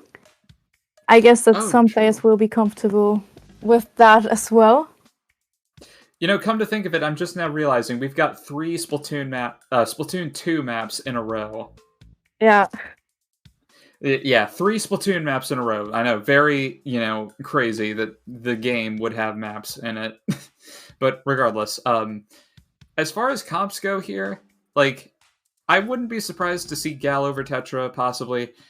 Like, Tetra is not bad on this map by any means, but I don't know, it can be kind of awkward to get in, potentially. Tonkatsu's comp is just really strong everywhere, so I'm not really expecting much change from them. In fact, I think they've already readied up. So, yeah, not terribly surprised. Yeah, I guess we won't see, like, many changes when it comes to weapons. Matter of fact, like, if I remember correctly, Kiwi is primarily a backliner, but so is Bandit, so we've been seeing them on, like, Machine and whatnot, but that's beside the point. We're moving into the game now, so let's see what adjustments have been made, and let's see how NieRs Better decides to respond to all this. We do see the same comp as Game 1, and we see Bandit switching to the Ink Vac, which is a sensible decision considering its tower control, and Ink Vac is as good as it is for that. And actually, no, we see Luke switch to the Gal rather than the Shot. I guess that is a nice comp for tower control in this case. Luke's doing some 52 stuff, even pushing more forward on the right side. Tonkatsu is on the first checkpoint already and got through it. Indeed. We saw Genesis going for kind of the snipe area, but not able to get much out of it. But then they immediately get a double. I eat those words, I'm sorry. The Crab Tank and Machine in mid. Also, I take that back. That was Villy on the Machine. I believe Kiwi was playing Splash. Ignore what I said earlier. Regardless, Tonkatsu is in control of the tower now, and that's 2 down on the side of NieRs Better. So, not to mention, Tonkatsu has the Booyah Bomb ready, that could be very good for stalling kind of choke points like Snipe and whatnot, especially with the Whale putting out as much kind of little chip damage as it does. It's less than 25 points now. We have the Booyah going, and NieRs Better is just going down one by one. Yeah, both checkpoints are done already. Kelp going for something from the backside, but Bandit popping the ink vac basically just as a, instant no U button. And that's going to be Tonkatsu taking that game right away and just taking the set 3-0. Yeah, the vac was pretty good in this case. It saved the win for sure. I'd say, yes, like on the whole, like there was definitely some good games in that set, but I suppose, well, yeah. It was just a lot of back and forth throughout, but just Tonkatsu capitalized on what opportunities were presented to them more effectively, as it were. But regardless, yes, that was winners semifinals, and we will be moving on to winners finals next. Presumably after a short break. So I look forward to see you in a few moments.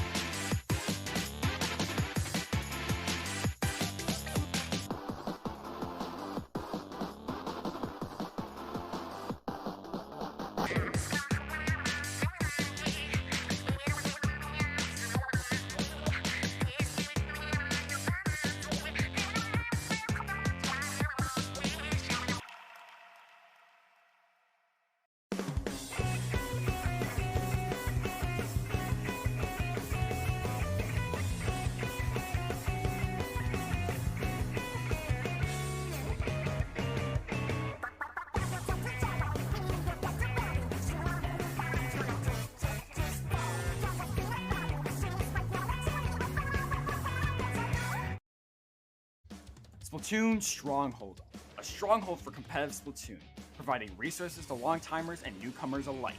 If you're new to the competitive scene or still figuring out how to join, we have a getting started guide and plenty of other resources to help you in your journey. If you are a seasoned veteran, we still have plenty to offer. You can find and join tournaments as well as participate in our Captain Forum and find free agents and teams. Our mission is to make competitive Splatoon easily accessible to everyone. So what are you waiting for? Join the Splatoon Stronghold today!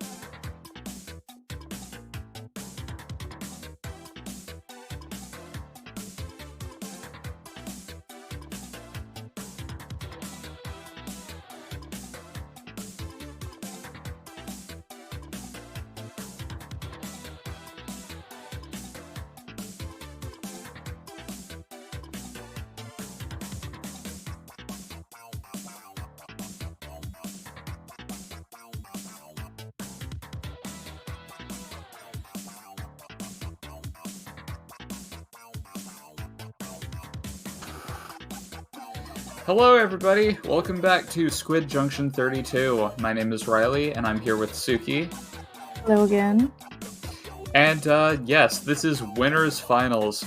We are going to be seeing Tempest versus Tonkatsu.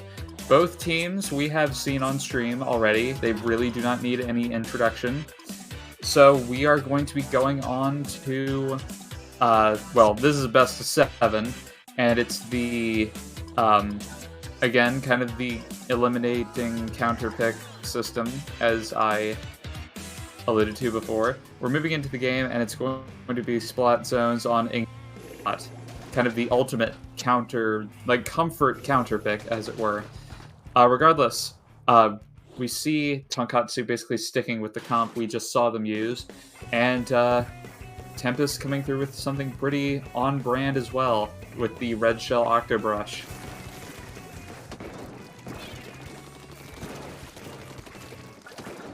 So we're seeing a lot of painting when it comes to the zone, but Tempest is able to get it first. Yes, indeed. Tempest does not have the man advantage, and Tonkatsu is trying to pull out all their specials here with the Whale and the Booyah. But Tempest able to hold on to zone through all of that, with Henri trying to go for a kill alongside Drift, but Luke able to bring both of them down. Going for a kill on Phoenix here, Luke able to bring that down as well. It's just Red Shell who's forced to jump back. So now it's Tonkatsu going to be painting up around mid, pushing up, and allowing Bandit to get into a good position here. Yeah, Tonkatsu is able to keep map control and even gets the lead for now. But yes, now Tempest has the specials jumping out here. They lost the Booyah Bomb right on time though, but Red Shell had the Zipcaster, was able to keep And people it's at jumping bay just out for a little bit. Yes, and now I that's think that's Tempest in succeeding. control of the zone yet again. Yeah, the penalty isn't very big, but it's already finished for now, I guess. And now the points are going down in Tempest's favor. Yes, here, and in fact, they're probably going to take lead off of this. We see the Crab Tank trying to put out some pressure and Orphean Zone here. Both Booyahs coming out at the same time. And Phoenix on this K Machine trying to put out some pressure from an unseen place, but they get called out, and now they've got 3 people on their tail, able to bring down one of them. Can they possibly get something else? No, they will be brought down by the splash. But Red Shell, hot on their heels, able to bring them down as well. They got a pretty sizable penalty to get through here, but if they're able to push it down... Nice okay, double from the brush. I don't know how they just got that double, but okay, that looked like just the tiniest fall off of all time, but, you know, you love to see it. Very close to Zipcaster as well. We could see some funny stuff accomplished with this. He's in a very good position to do so. Kind of electing to go back and provide some safe jumps, but yes, there are some specials online for Tonkatsu though, so this could go south in a hurry. Yeah, Booyah's in zone, but Tempest is keeping the map control even in zone. And we're down to 7, but there goes the penalty. It's 2 down, and Red Shell with everything in the world trying to prevent him from jumping out. It was kind of amusing. But yes, that's not much penalty from Tonkatsu. Tempest just needs some specials and or some picks, and they'll be back in business potentially.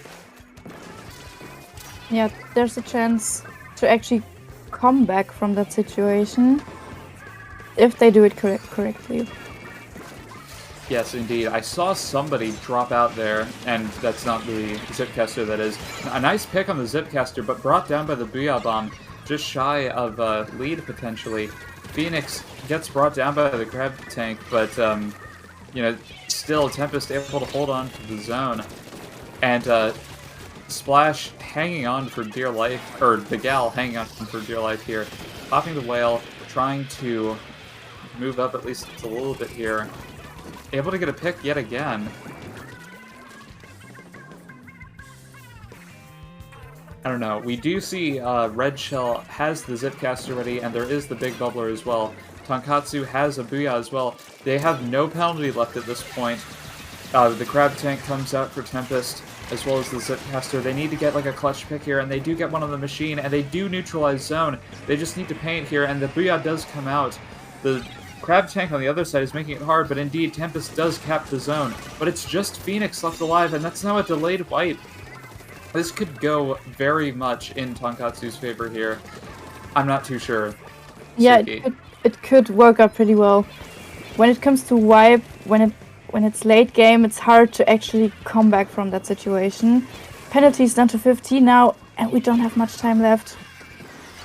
Indeed, it's just 10 seconds left, but Tempest just has to cap zone.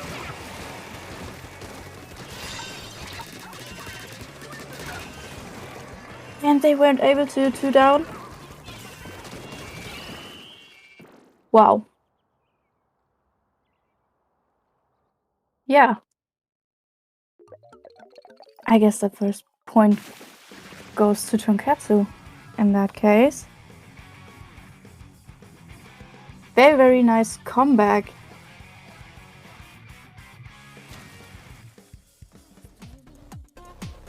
We'd love to see that.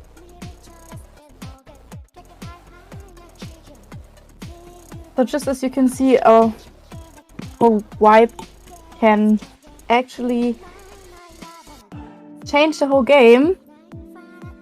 And we already got a back and forth gameplay here. But we're actually moving on to Clamblitz on Eeltail Alley. A very narrow map to play on. Again, we just saw it in the games before. And I guess we're able to see maybe some long range weapons in this case.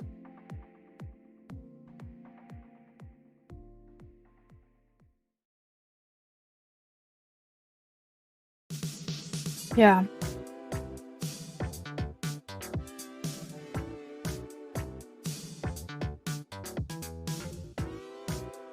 I guess it will be pretty interesting if there are changes in the comms, because both teams are pretty equal when it comes to skill, I guess, as you could see just in the game before. Both teams have the opportunity to actually get a point here.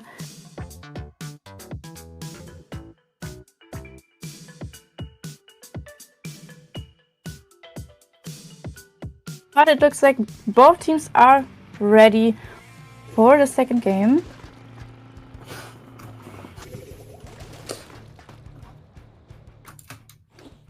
Welcome back, Riley. Right. Okay, sorry. That was a multitude of technical difficulties coming together all at once. And also my monitor just died. Cool. But no. Yes, we are moving on to Clamblitz on Eeltail Alley. Yeah, not much changes in the comms, I guess. We see a splatter scope on Tonkatsu's side.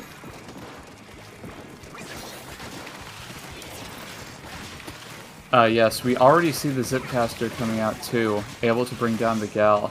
And Tempest does have something to push with.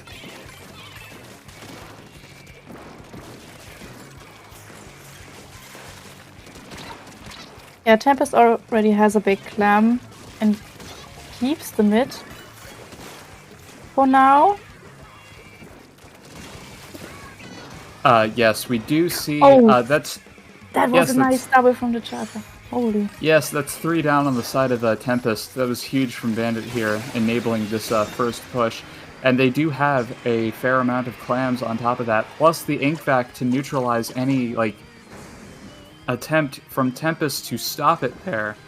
But back up. And Luke able to bring down 2 members of Tempest on top of that. Bandit's keeping the basket open. Very smoothly. They're down to 29 and even further. Tonkatsu's very good. And they're still grabbing more clams on top of that. That's They just need Well like done. 3 more, and they have enough. That And that's was a 100 to 0 push from Tonkatsu. Wow. Oh my goodness. They really want to finish this. Oh, goodness me. Luke and Bandit, I feel like, did such an incredible job of enabling that push there. Well, okay, Yeah. Bandit enabling it, and then Luke just continuing it so much. They actually did a great job when it comes to the rolls and everything. It worked out pretty well, especially when it comes to the range. Yes, very much so. And we see Tower on Hagglefish here again. I want to say that this was... Okay, no. That I was about to say something incorrect. I was thinking of a different set. We saw Tonkatsu play... Or Tonkatsu, I guess. Play on this map earlier. That was on Splat Zones, though. But we have... I don't know. It's tower control now. I'm predicting that Bandit will probably stay on the regular charger compared to E-Leader, but, you know, who's to say? Yeah. Tempest is probably going to stay with their regular kind of aggro comp. I'm also just now noticing that, whereas in the previous set they struck out both Clams games, now we have no Rainmaker games. I guess that is a understandable decision. Yeah, Rainmaker is still a pretty fast mode when it Indeed. comes to the objectives. It's like, the addition of checkpoints does help mitigate its very snowbally nature, but it doesn't really... It still kind of suffers from that issue, unfortunately, but that's neither here nor there. Just kind of waiting to see here. Tempest, I'm basically expecting kind of the same comp here. Or at least the same style of comp with the, like, quad aggro and a junior. Well, I mean... Yeah, just quad aggro, you know what I'm saying. Yeah, that could be possible, that's true. Yeah, whereas Tonkatsu has just such a, you know, just... A comp that works basically everywhere. I don't know, it's hard to complain. And indeed, we see Henri go to the splash over the Gal, I believe it was, from the previous game. Yes. That changed, and we see a liter from Bandit again. Yes, I eat those words before what I said about the regular charger. It's an interesting change, to be honest, because the Vec can be very, very good on tower control. But we'll see what Bandit is doing with the E-Liter. There comes the Booyah to stop the checkpoint. Indeed, and, you know, Tempest's counter Booyah going down. It's 2 down on the side of Tempest as well, so this could be Tonkatsu's time to move up. Like, they really just need 1 pick, and they can start getting into some prime positions here.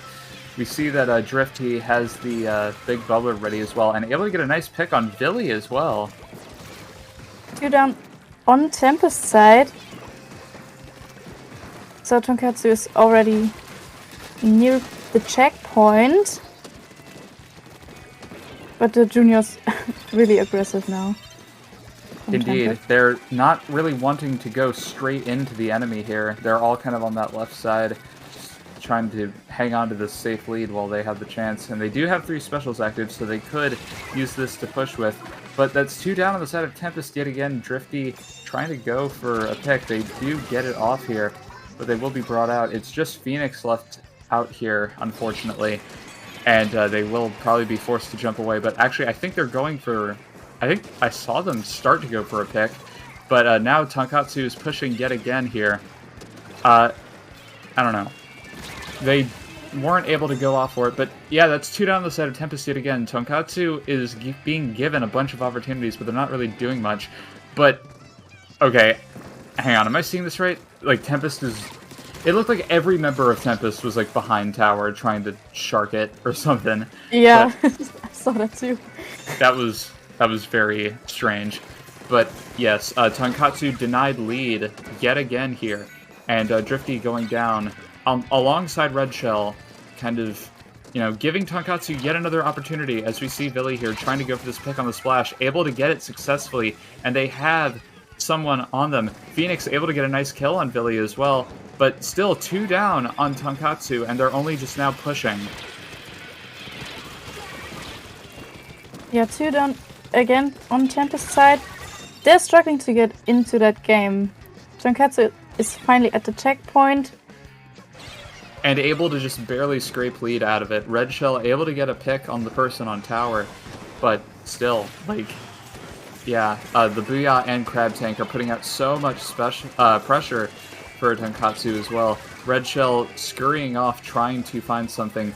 Phoenix not able to scrape the kill there, but it's just Bandit left on the side of Tonkatsu, and we see Red Shell. Okay, never mind. Bandit saw that coming from a mile away somehow. We have the Wave Breaker here as well, trying to, scope out anybody. It's already a little more than 90 seconds left in this game here, and this Splash is just sharking, waiting for an opportunity, able to bring down Billy. Very nicely played. Crab Tank as well, trying to bring down just anyone they can. Whale coming out, trying to defend here. Crab Tank getting a nice pick on Luke here, but the sharking Splash, I believe that was, with Kiwi. Phoenix is just the last alive here. They might be able to pull something, but yeah, they're brought down.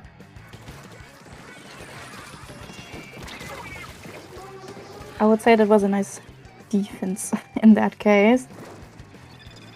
Yes, very much so. Tonkatsu does... Okay, well, Tempest now has control of tower here. Less than a minute left in the game now. Phoenix looking for some picks, trying to put out some pressure with the Fizzy, and they do have the Booyah to push with as well. They've been doing good at getting picks, and a very nice one there. And you see, again, they still have the Booyah. Sadly, they will get denied, but yeah, that was a pretty solid opening. But still, it's 2 down on the side of Tempest. Tonkatsu has just not been lacking with the picks here. They have less than 30 seconds now. They don't even really need to push anymore. Yeah, they're just defending at this point, which is pretty clever, I guess, to not even get close to being wiped out or anything. 9 seconds left. And 2 down on Tempest side. This doesn't look good. And Kiwi, I wasn't sure if Kiwi got a triple or a quad at the end there, but still, that was a very impressive kill streak. To seal the set in favor of Tonkatsu, they will be moving on to Grand Finals. Yeah, GG's, I guess. Yeah, Tonkatsu dominated those first 2 games, especially Clan Blitz, and Tempest definitely showed more signs of life in Game 3, but Tonkatsu just kind of did better at, I don't know. Tempest is a very strong team, but Tonkatsu, the E-Leader, just was able to pick off their quad aggro comp more effectively, I suppose. But indeed, regardless, that is your winner's final set, and if I'm not mistaken, that might actually be the end of the line for us. Yes, we're switching commentators at this point. So yes, Suki, where can the people find you? Could you repeat that, please? Go ahead and plug your various social medias. Yeah, you can find me on Twitter, SPL_Suki. And actually, that was it, I guess. That's where you can find me, or on Twitch, actually, which is Tsukiko_CX. If interested. Yes, and as for me, the usual. Hi, I'm Riley. I'm on Twitter at BuffSplashdown, and that's pretty much it. You can catch me commentating various things occasionally, and also I post art every 10 years. It's pretty cool. But definitely thank you to the TOs for having us, and for running this event. This has been a very fun time commentating. Yes. And yes, soon after this, you will be seeing some excellent losers bracket games commentated by Genie and IMAD. And just regardless, I hope you enjoy all the rest of the sets to come. It's been a great tourney thus far, and it's not over yet. So, regardless, that's the end of the line for us. Thank you very much for watching Squid Junction and Dapple Productions. Have a great rest of your evening, and we hope you enjoy what's left to come. Yeah, maybe see you next time, maybe.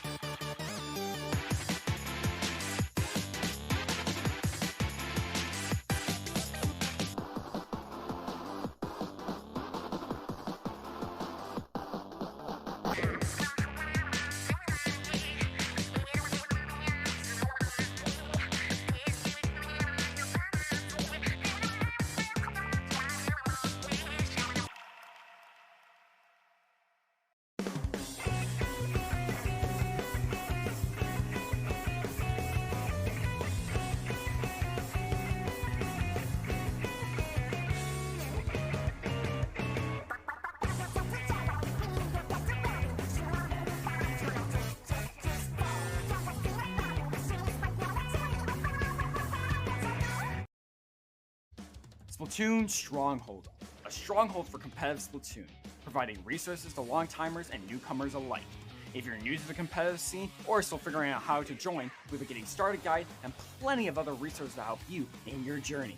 If you are a seasoned veteran, we still have plenty to offer. You can find and join tournaments as well as participate in our Captain Forum and find free agents and teams. Our mission is to make competitive Splatoon easily accessible to everyone. So what are you waiting for? Join the Splatoon Stronghold today!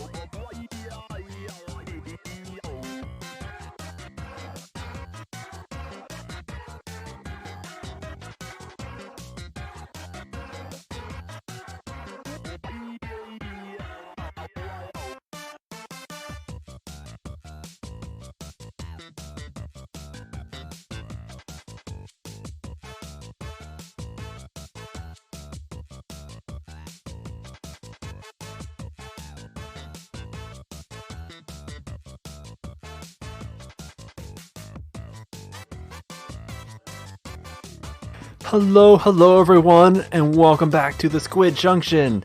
It is I, Mad Gamer II. I am joined by the one and only Genie.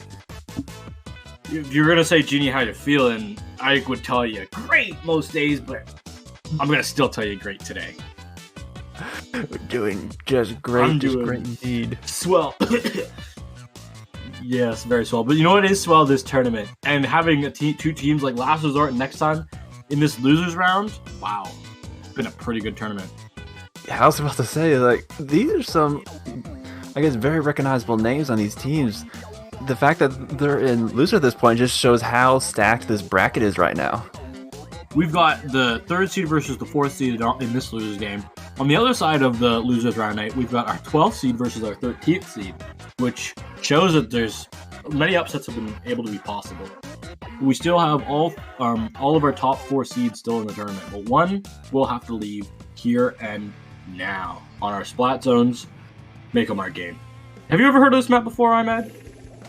It rings a bell. I'm sure I've seen it before. I'm sure you have. We got some tried and true weapon comps coming out. We have the Explo versus the Charge right there, and then the Blaster versus the Bucket.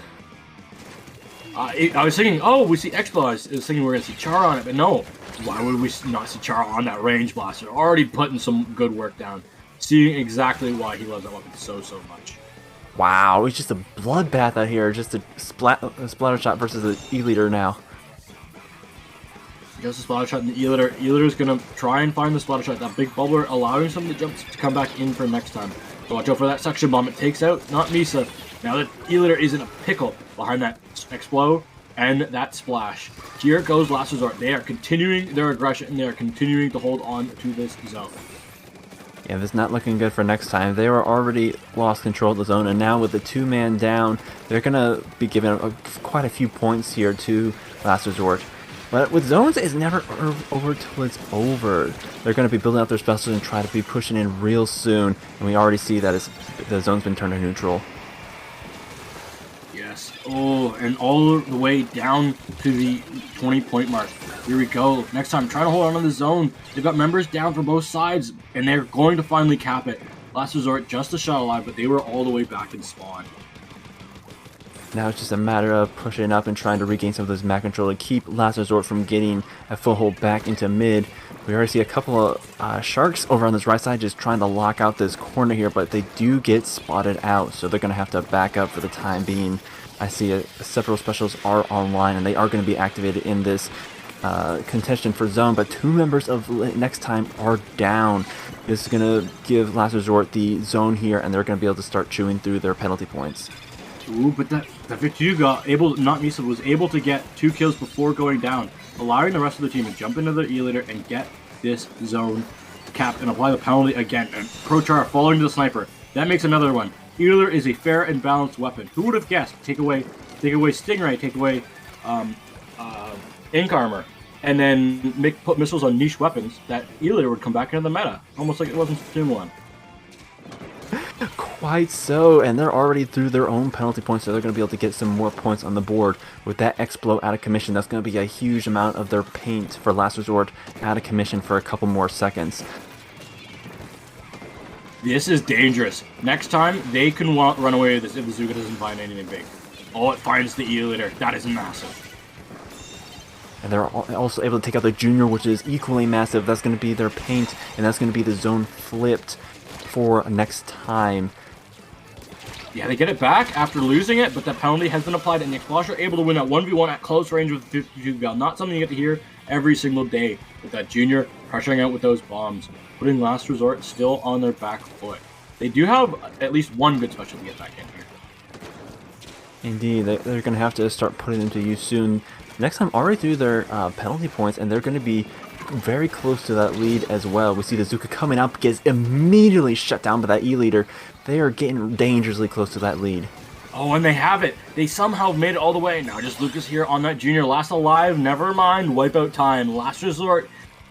They gotta find this. They've got a minute and 30, and that gives them enough time to chew out this penalty. But they really don't want to give up zone. We already see Char here in a prime position for that blaster, just trying to keep them off of this plant, but two of their mates already go down, so that's going to put them in quite the pickle, and they're going to be boxed in that corner there. We see this machine trying to push up with the rest of the team. What can Last Resort do really to get back in the zone here and really hold on to it without using all their specials? They weren't able to hold on for too long, and so having next time already take control like this, it is not looking good for them. They already have lost quite a bit of time, and they're going to have to really put their specials to good use.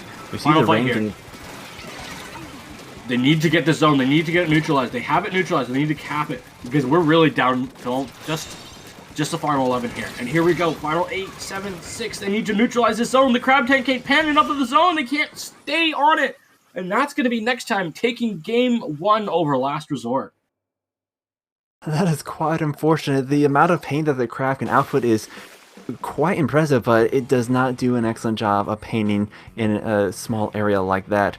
Next time, I'm going to be taking this first match of the set, and it is a best of 3. This is a best of 3 with our strike and ban system. The maps that were banned, I don't know exactly who banned what, but Undertow Spillway Tower Control was banned out, and Clamblitz Mincemeat was banned. So those were the maps that people didn't want to exactly go to. If I'm thinking about Range Blaster, I feel like that Tower Control game was definitely banned by Next Time, and that Clamblitz Mincemeat was definitely banned by Last Resort. But that's just me. But we're looking here at Eel Tail Rainmaker. Ahmed, tell me, do we see a heavy remix here? I would love to see a heavy remix right here, but unfortunately, I don't think it's going to be. We probably will be seeing the return of that Charger, and I would be surprised if we didn't see some sort of backline from Last Resort as well. We did see the Explode that last time, but perhaps maybe not since it's Rainmaker. Ahmed, you're supposed to tell me that we won't see heavy remix for like a year and a half. Hey, I got my fingers crossed that we get it sooner than that, but I am sure you're correct. It's not. Well, if we do get we can get the remix kit back. We won't actually get the remix itself because we have to remember every single weapon has to get its second variant before like Sheldon's picks or the Tony Kensa line or whatever the third line will be called in this third game. So it'll be that is true. That is true. But sorry to crush your dreams, but I'm also crushing mine at the same time as I talk about it. No, it's all good. They'll just allow us to branch out and try out some of the new varieties that hopefully Nintendo has in store for us. But in the meantime, we will not be seeing such beauty on this particular map mode or this match. We will be seeing... Oh, yes. The Buzzsaw. Haven't seen a good Buzzsaw be played. Chara has been talking about this on YouTube, talking about it on Twitter. When isn't Chara talking about something now? Let's be honest. He's certainly been putting in the hours, and I believe this is the first time getting used in a competitive environment. But it's going to be interesting to see how they're able to use it. We do also see that Explode making a return with a very interesting pick for this map mode, but we also have the return of that 52 in Splat. I have seen people use this Zipcaster in the past, and I've seen people use Stamper, but not at the caliber of Chara, as he's trying to find that Rainmaker, not able to find the shots down. Talking about the usage with the Expo and the Stamper, they have some good breakpoints together, so that is a definite combo that we should watch out for. Indeed, and Stamper also has that Burst Bomb kit, so comboing that along with his natural chip damage with that X-Blow is certainly going to be putting out quite a bit of damage. Next time, getting that push there, but getting stopped at the 60 mark before they can get that checkpoint. With 3 members down, they've had to retreat, and now the Rainmaker's just going to be reset as Last Resort is getting some map control back. Still, 2 members down already. Yeah, map control back, but without their members, they really can't hold on to it. Expo, Stamper are alive. And Stamper with that Zipcaster. Zipcaster's almost as good. Like, it's a really good thing to stop a Rainmaker. You just flank all the way behind it with the Zipcaster, and then you go up through the Rainmaker and try and kill it. It's like a Stingray, but you are the Stingray. You really just jump on the Rainmaker, and if you don't kill it, you just super jump back, as the Rainmaker has made its way to the pedestal. You're pretty much a squid-shaped projectile just headed straight for that Rainmaker. Speaking of the Rainmaker, that is going to be the checkpoint for next timer here, down to 44 points, and they're still at it. They're still going strong. Last Resort is going to really have to step up to keep them from getting any further. I think they've done a good job to defend here. They have that pigeon control and that roof control. Oh, but Lucas grabs the Rainmaker and just runs it down to the 29 mark. A good spot, but hasn't made it to that pink cushion. That pink cushion, if you're going to bump your head into it, you'll get down to, I believe it's the 26 point mark. And that's like a mini checkpoint, because it's really safe for the attackers that the defenders can't really truly get a good angle from on you. So good to know. 29 is good, but it could have been just a little bit better. Unfortunately, they are going to have to get another swing at it in a little bit. 2 members down, and the Rainmaker does reset. Last Resort, is there going to be an opportunity for them to be able to push here, or are they going to be shut down by next time once again? They do pick up the Rainmaker and are headed towards that checkpoint. They have a Trizuko available. 2 members are down. Big Bubbler has been popped, and they make that 3, just 52 gal inside of that Big Bubbler. And a Splash Roll, not Misa, trying to stay alive. Can they sell enough for their team? Not quite, but their team should be able to be here, and yes, they are, to defend their true lead. Not necessarily a checkpoint.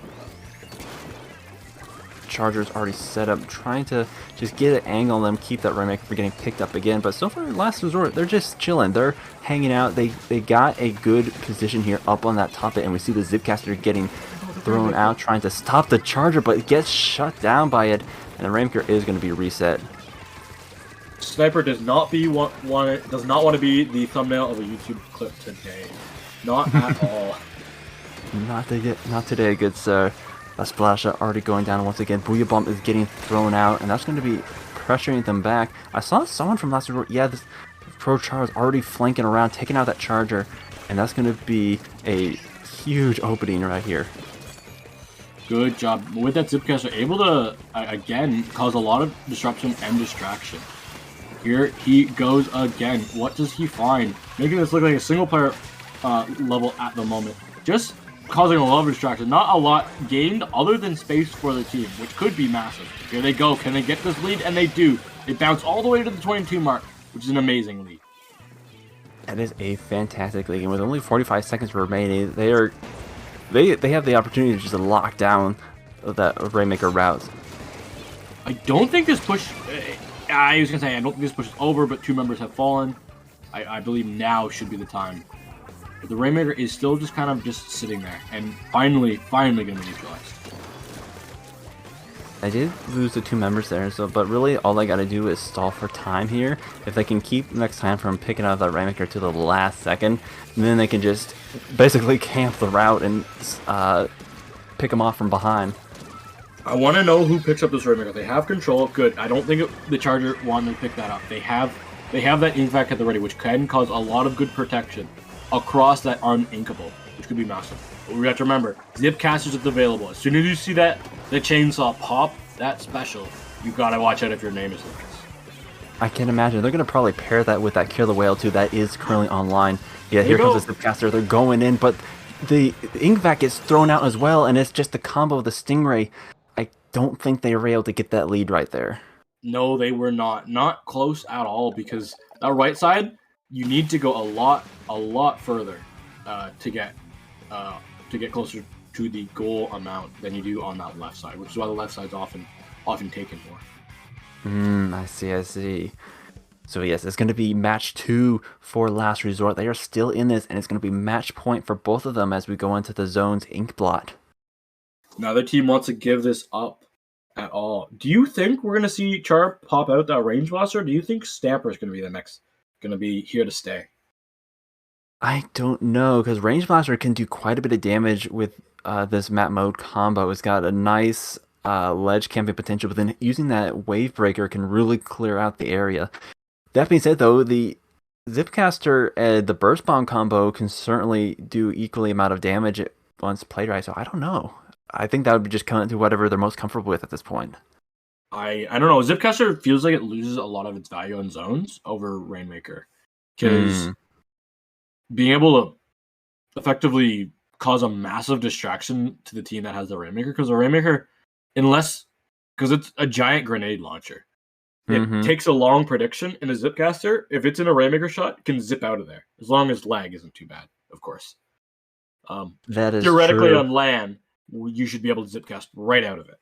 So, but And unless the zones, Zipcaster is immediately killing your team on zones, you really just can ignore it and watch the middle area there. So like I said, it does not have quite the distraction potential as it does on Rainmaker.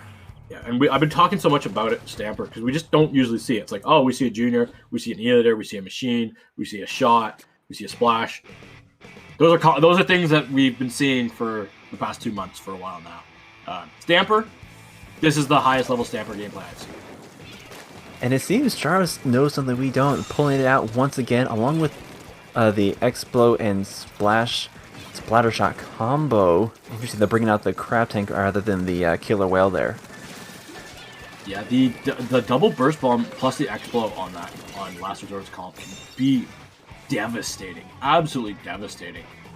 If they have a little bit of that bomb range up, they can just chip anybody down, including the E-Liter, if you really want to stack up your bomb range. Speaking of which, that E-Liter got locked in that corner and just had to jump out. They have their Wavebreaker online as well as that Killer Whale. Already, Last Resort's got the lead, but it's not by a whole lot yet. We see several special online, so it's just a matter of time before they get popped and they start pushing in. Here we go, Last Resort trying to defend with only 2 members. The Crab Tank has been popped, the Char is going to be back and going down. Storm here, the last alive, as Lucas and not Misa trying to pressure them down. Can Storm stay alive? No, Storm does fall. Last Resort, they're gonna have to regroup here. Yeah, that was quite unfortunate. 2 members got taken down by the Booyah Bomb, one of them jumping in right there. And so now next time is going to have quite a bit of time just to chill and hold that zone, as Last Resort is going to be having to build up those specials once again. And when you have that E-Liter in the mid there, you don't really want to poke your head out too far, or it's going to get blown right off. Yes. And the leads are very close to being swapped. The Last Resort should be able to cap the zone, and they do. They found Lucas and they found Misa on the right side. I hope they jump out. Oh no, the wrong jump! Oh no! No, the misinput of the jump. Oh, I feel that. That is quite unfortunate. Oh, the D-pad moment. You think you jump in your teammate and spawn, or just spawn and you jump to the wrong one. That is so unfortunate. And that's a big bubbler lost. And the lead for Last Resort just getting bigger and bigger. As Char is just running in there with the Zipcaster. Does end up falling. They're trading with an E-Liter. The trade you'll take every single day of the week. Absolutely. And we do see the Booyah Bomb and Killer Whale getting popped in the meantime, but it doesn't seem to be doing much as far as paint. For the Junior, they popped their bubbler right on top of that zone, and now they're just contesting it, and they are going to be taking that back. But 16 points is quite a substantial lead. And the Expo gets punished from the side of Last Resort. This is good for next time. They pop this Booyah Bomb just to stay alive. Storm does fall. They will have the rest, quite a few of the rest of their specials at the ready here for next time. They should be close to this Wavebreaker, and we know they're almost there at that Killer Whale, so they have the specials they need to defend. Absolutely. They just gotta wait for the right moment. We do see the Stamper does get taken down there. That's going to be that Zipcaster out of commission for the time being. They're just going to have to watch out for that Inksuka. We do see the flank coming out from the side here. The Crab getting popped. Are they going to be able to punish it, though? And they do indeed. Oh, and this is Final Fight territory. Last Resort, they have to get in the zone within 10 seconds. They put the Rain Cloud out, but can they get there? Char's got the Zipcaster, has to find their way in the zone quickly. They have to neutralize this massive zone. They've got it. Last Resort are not on their last legs quite yet. The Stamper able to shred through that Booyah Bomb, but they still need to cap the zone. They haven't capped it quite yet. They should be able to with the rest of the members of next time being in their spawn. And they somehow stay alive. I thought they were done. Taking out that Junior right away was huge. That would allow them to just have that advantage over the zone. And once the 52 went down, that just completely negated their painting ability. The Trizuka trying to find some shots here. Can they get it? No, they find just the splash wall. Not quite good enough. Here comes the specials for next time.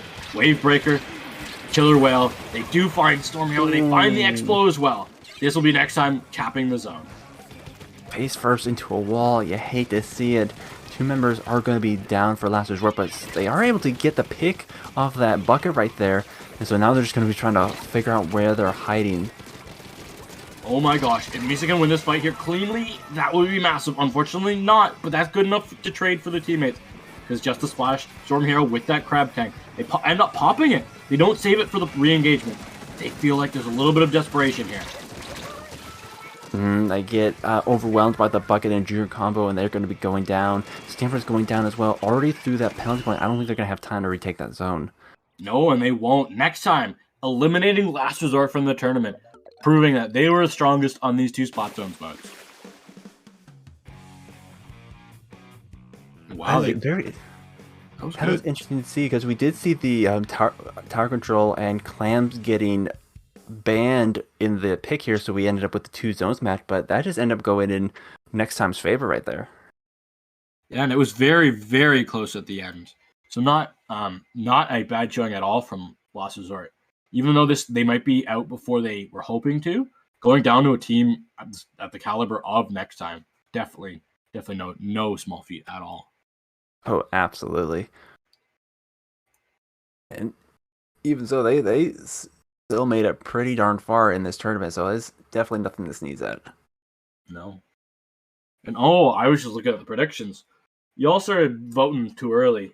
You saw Last Resort up really, really high in that Spot Zones game and put a lot of points on that. Last Resort. 87-13. Oh, I'm man. like, you know that meme of Obama crowning himself with his own thing? That's like me getting the most points from this game. Oh, that was good. I lost most of my points to Starburst and Kings, bro. 20XX. Thanks. But you know what? We do have some more great matches coming up for you after this break. Don't go anywhere. Losers Round 9 coming your way.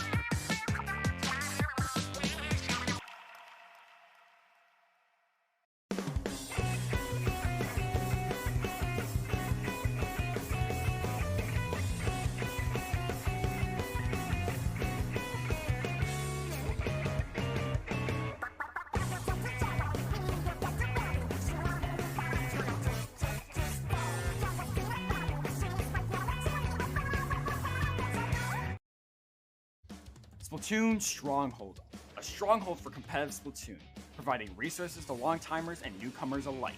If you're new to the competitive scene or still figuring out how to join, we have a getting started guide and plenty of other resources to help you in your journey. If you are a seasoned veteran, we still have plenty to offer. You can find and join tournaments as well as participate in our Captain Forum and find free agents and teams. Our mission is to make competitive Splatoon easily accessible to everyone. So what are you waiting for? Join the Splatoon Stronghold today!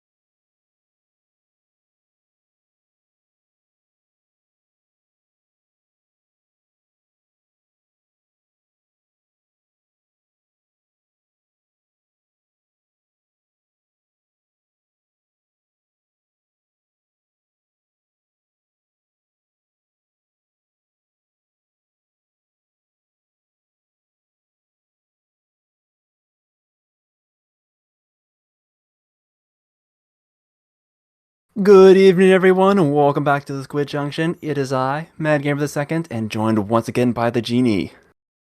Hello, everybody. We are here for the next time versus El Poco. These two teams met each other in winners round 3, a 2-0 for next time.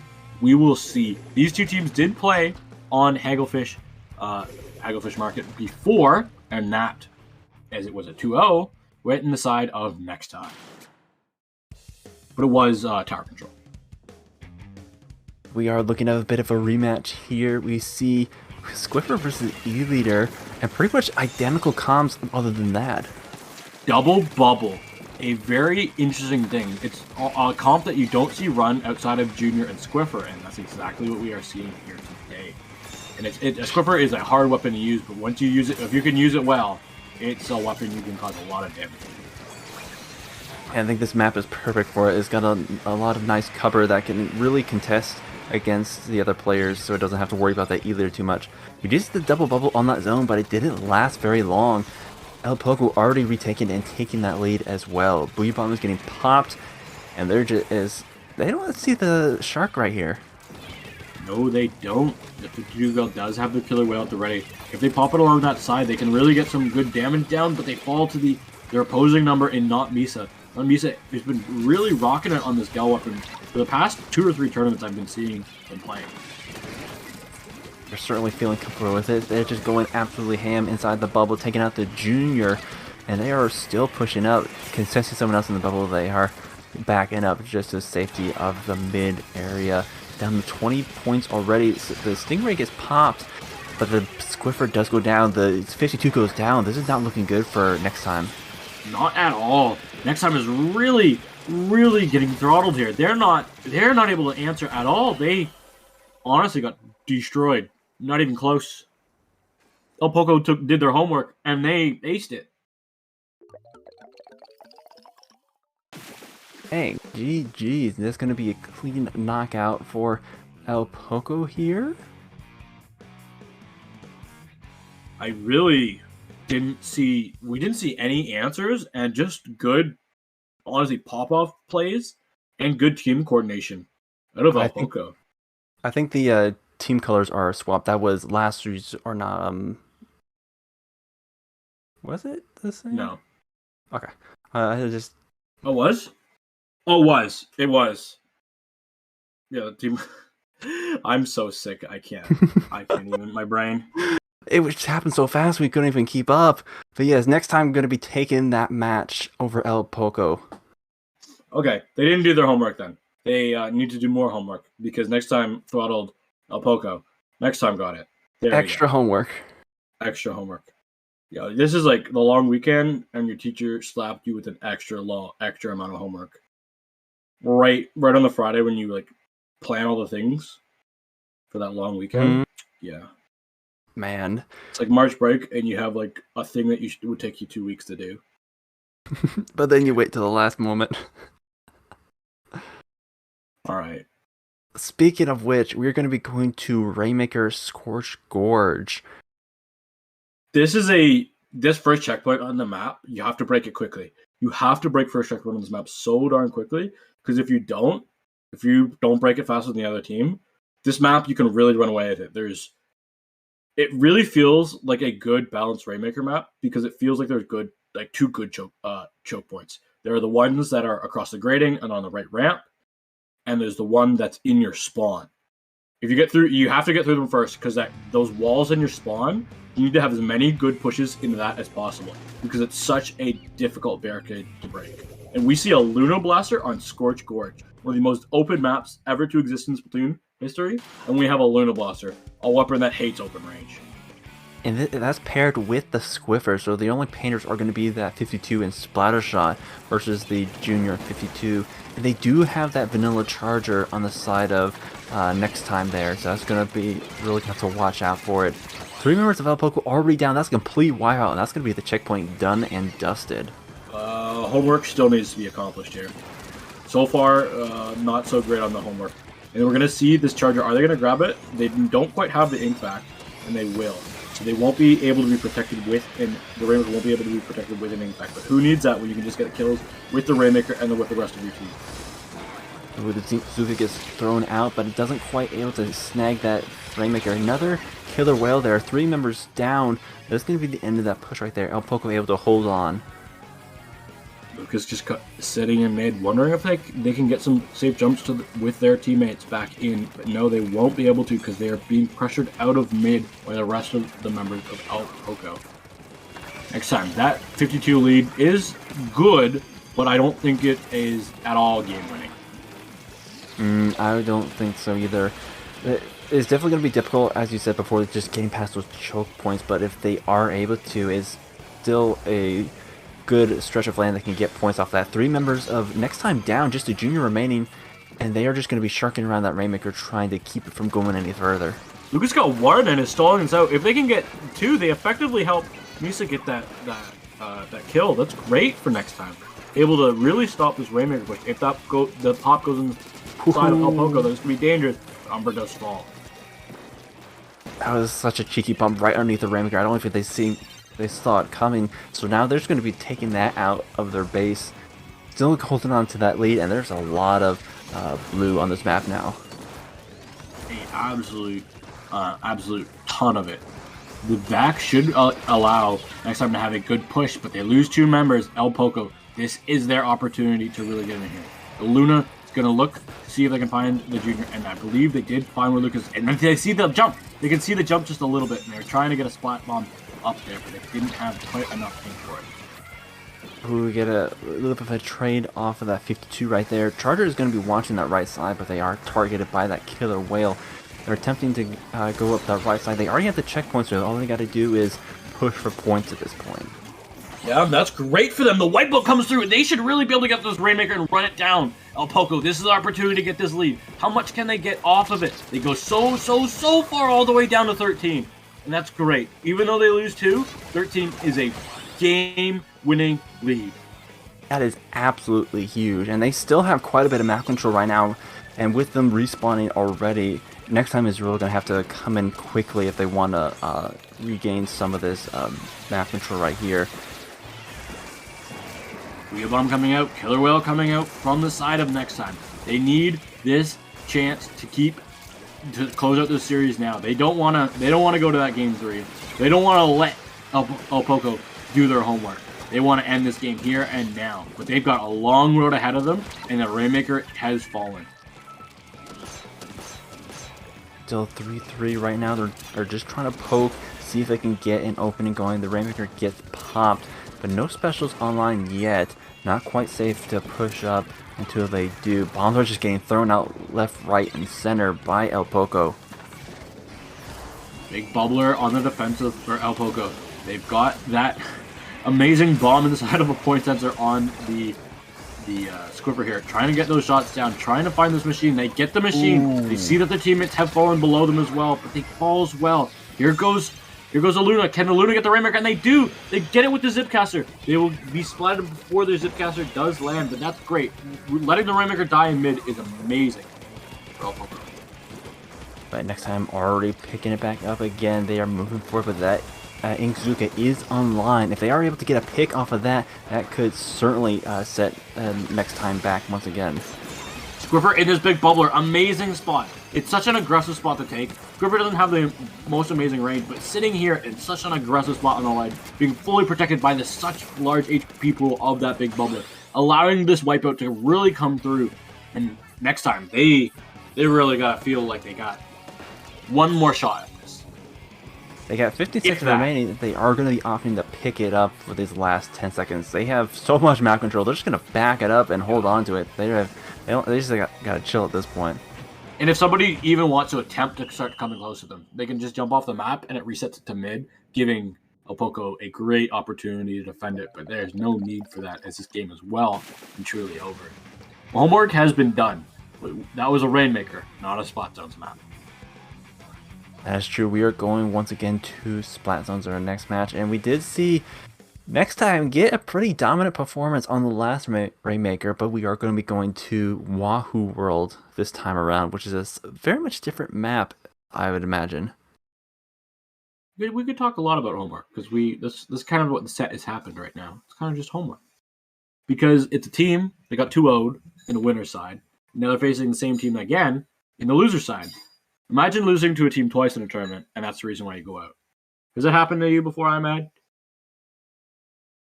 Well, I don't think I've lasted long enough in a tournament to get taken out by the same person twice, but I definitely get imagine the learning potential here.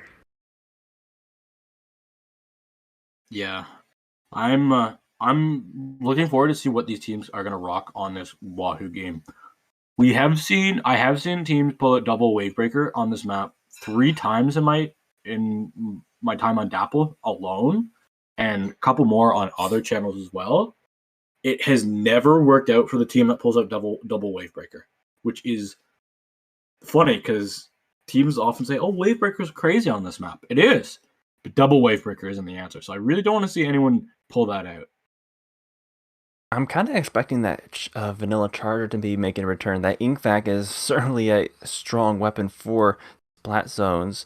And I think that Junior and 52 are also going to be making a return. Well, actually, no, maybe not the 52. That could be a swap to the Splash Bow. Misa has been rocking that pretty much the whole time. Ooh. Decisions. Decisions. Inkvac hasn't. Something that I've been hearing from other top players from when I've been talking to them is that Inkvac comps in splat zones don't beat other comps that don't have an Inkvac in them. Inkvac versus Inkvac is good, but Inkvac versus not Inkvac, they seem to be losing, which is weird because Inkvac is a pretty good special, but the top players don't shoot the Inkvac or don't play around it. They just kill the other 3 members that are still able to fight. As we do see a Flingza roller to come out and help shut down the E-Litter. Who would have guessed? Missiles help slow down an E-Litter. And there's certainly plenty of space for them to do just that. And as you said, there's no Inkvac to be had here, and I'm starting to see the thought process behind that. But our missiles already, no surprise there. So you can't be surprised by that. That's pretty slow for missiles. Yeah, I was about to say, it's like I was expecting that like 10 centuries ago. 7-second missiles. That's pretty good. As we do see both teams scrapping it out here on this zone. Booyah Bomb coming out is able to punish Apple's jump, or the 52 Girls jump in. Squiffer and Flingza trying to get the zone still capped on their control, and they have been able to be successful in that. As the machine has jumped in with the gal, and they both their jumps get punished, just leaving the Flingza alive. Alas, I'm often to pop those missiles already. Next time is starting to shoot through those points. It was a bit of a tussle in that first minute there. Neither team getting a solid hold on zone, but now next time is holding it and running away with it. Missiles again already, and now the rest of El Pogo is ready to push in as well. We also forget that the Flingza has aim mine. Not a great sub, but on this map, putting them in zones or putting them on that wall on the right side can really shut anyone down from flanking on. It is true. It certainly narrows down their options, or at the very least notifies you when they try to do that flank there. And it certainly does quite a bit of inkage on that zone. I can't tell you the amount of times I've went down and had my ink mine save the zone in the last second. Oh, it's such a beautiful idea. As El Pogo takes the lead in this game. This critical game 3. And the 52 got not able to land the shots, not able to get the landing on Lucas or not Misa. Their team is able to follow that up though. That will be effort on that machine, just going in with it. Gets sniped out. Here goes that wave break. Wave break. Everyone's got to play jumper up in this zone now. The missiles are coming out to counter. The Booyah Bomb does get thrown on that zone, give them ample opportunity to retake it. Taking down the Squiffer, but the bucket goes down with it. Ooh, no, not the bomb off the ledge. You hate to see it.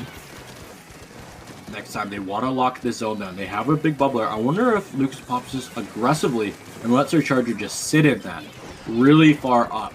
But they're opting to save it and throw it before the Booyah Bomb comes down. I believe the Booyah Bomb passed through it though. So the Booyah Bomb won't be actually doing too much damage to it. drilling through the middle there. They're getting close to that lead, but no, El Poco taking the zone in a split second, adding in a hefty penalty to next time's total here. They're going to be throwing out that weight breaker, trying to retake it, but their 52 does go down in the process.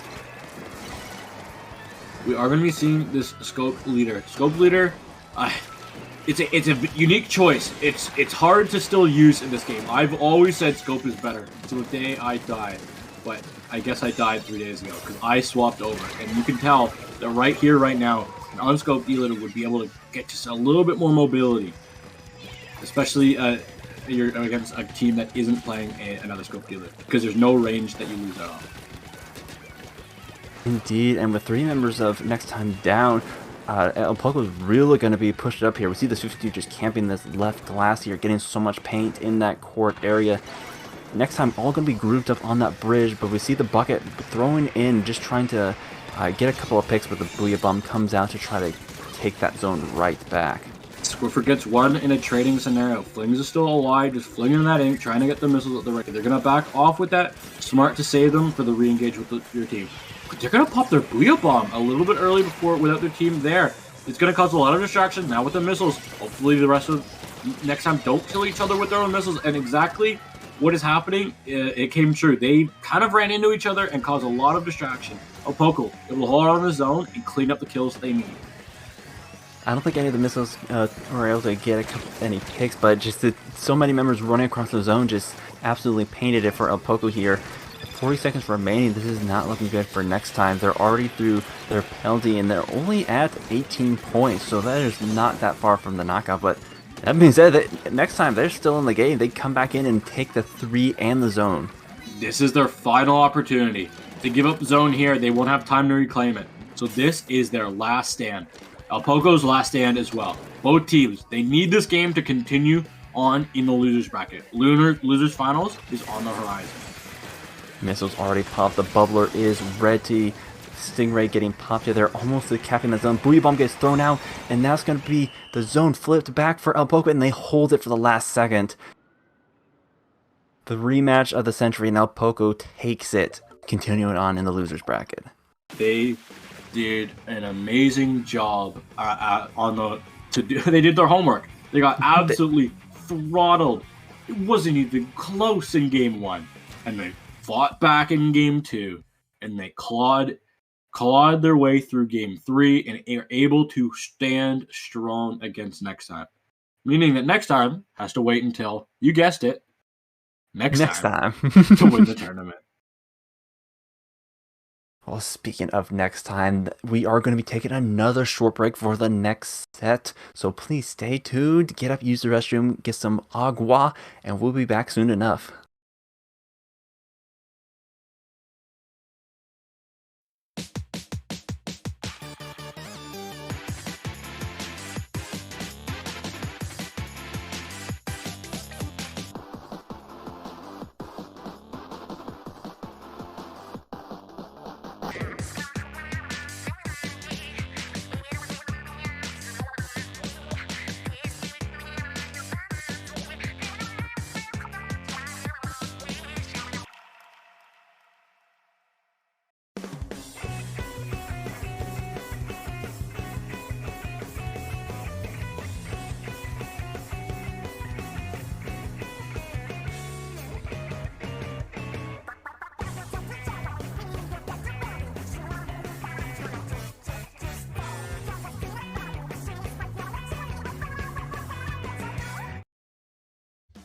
Splatoon Stronghold, a stronghold for competitive Splatoon, providing resources to long-timers and newcomers alike. If you're new to the competitive scene or still figuring out how to join, we have a getting started guide and plenty of other resources to help you in your journey. If you are a seasoned veteran, we still have plenty to offer. You can find and join tournaments as well as participate in our Captain Forum and find free agents and teams. Our mission is to make competitive Splatoon easily accessible to everyone. So what are you waiting for? Join the Splatoon Stronghold today!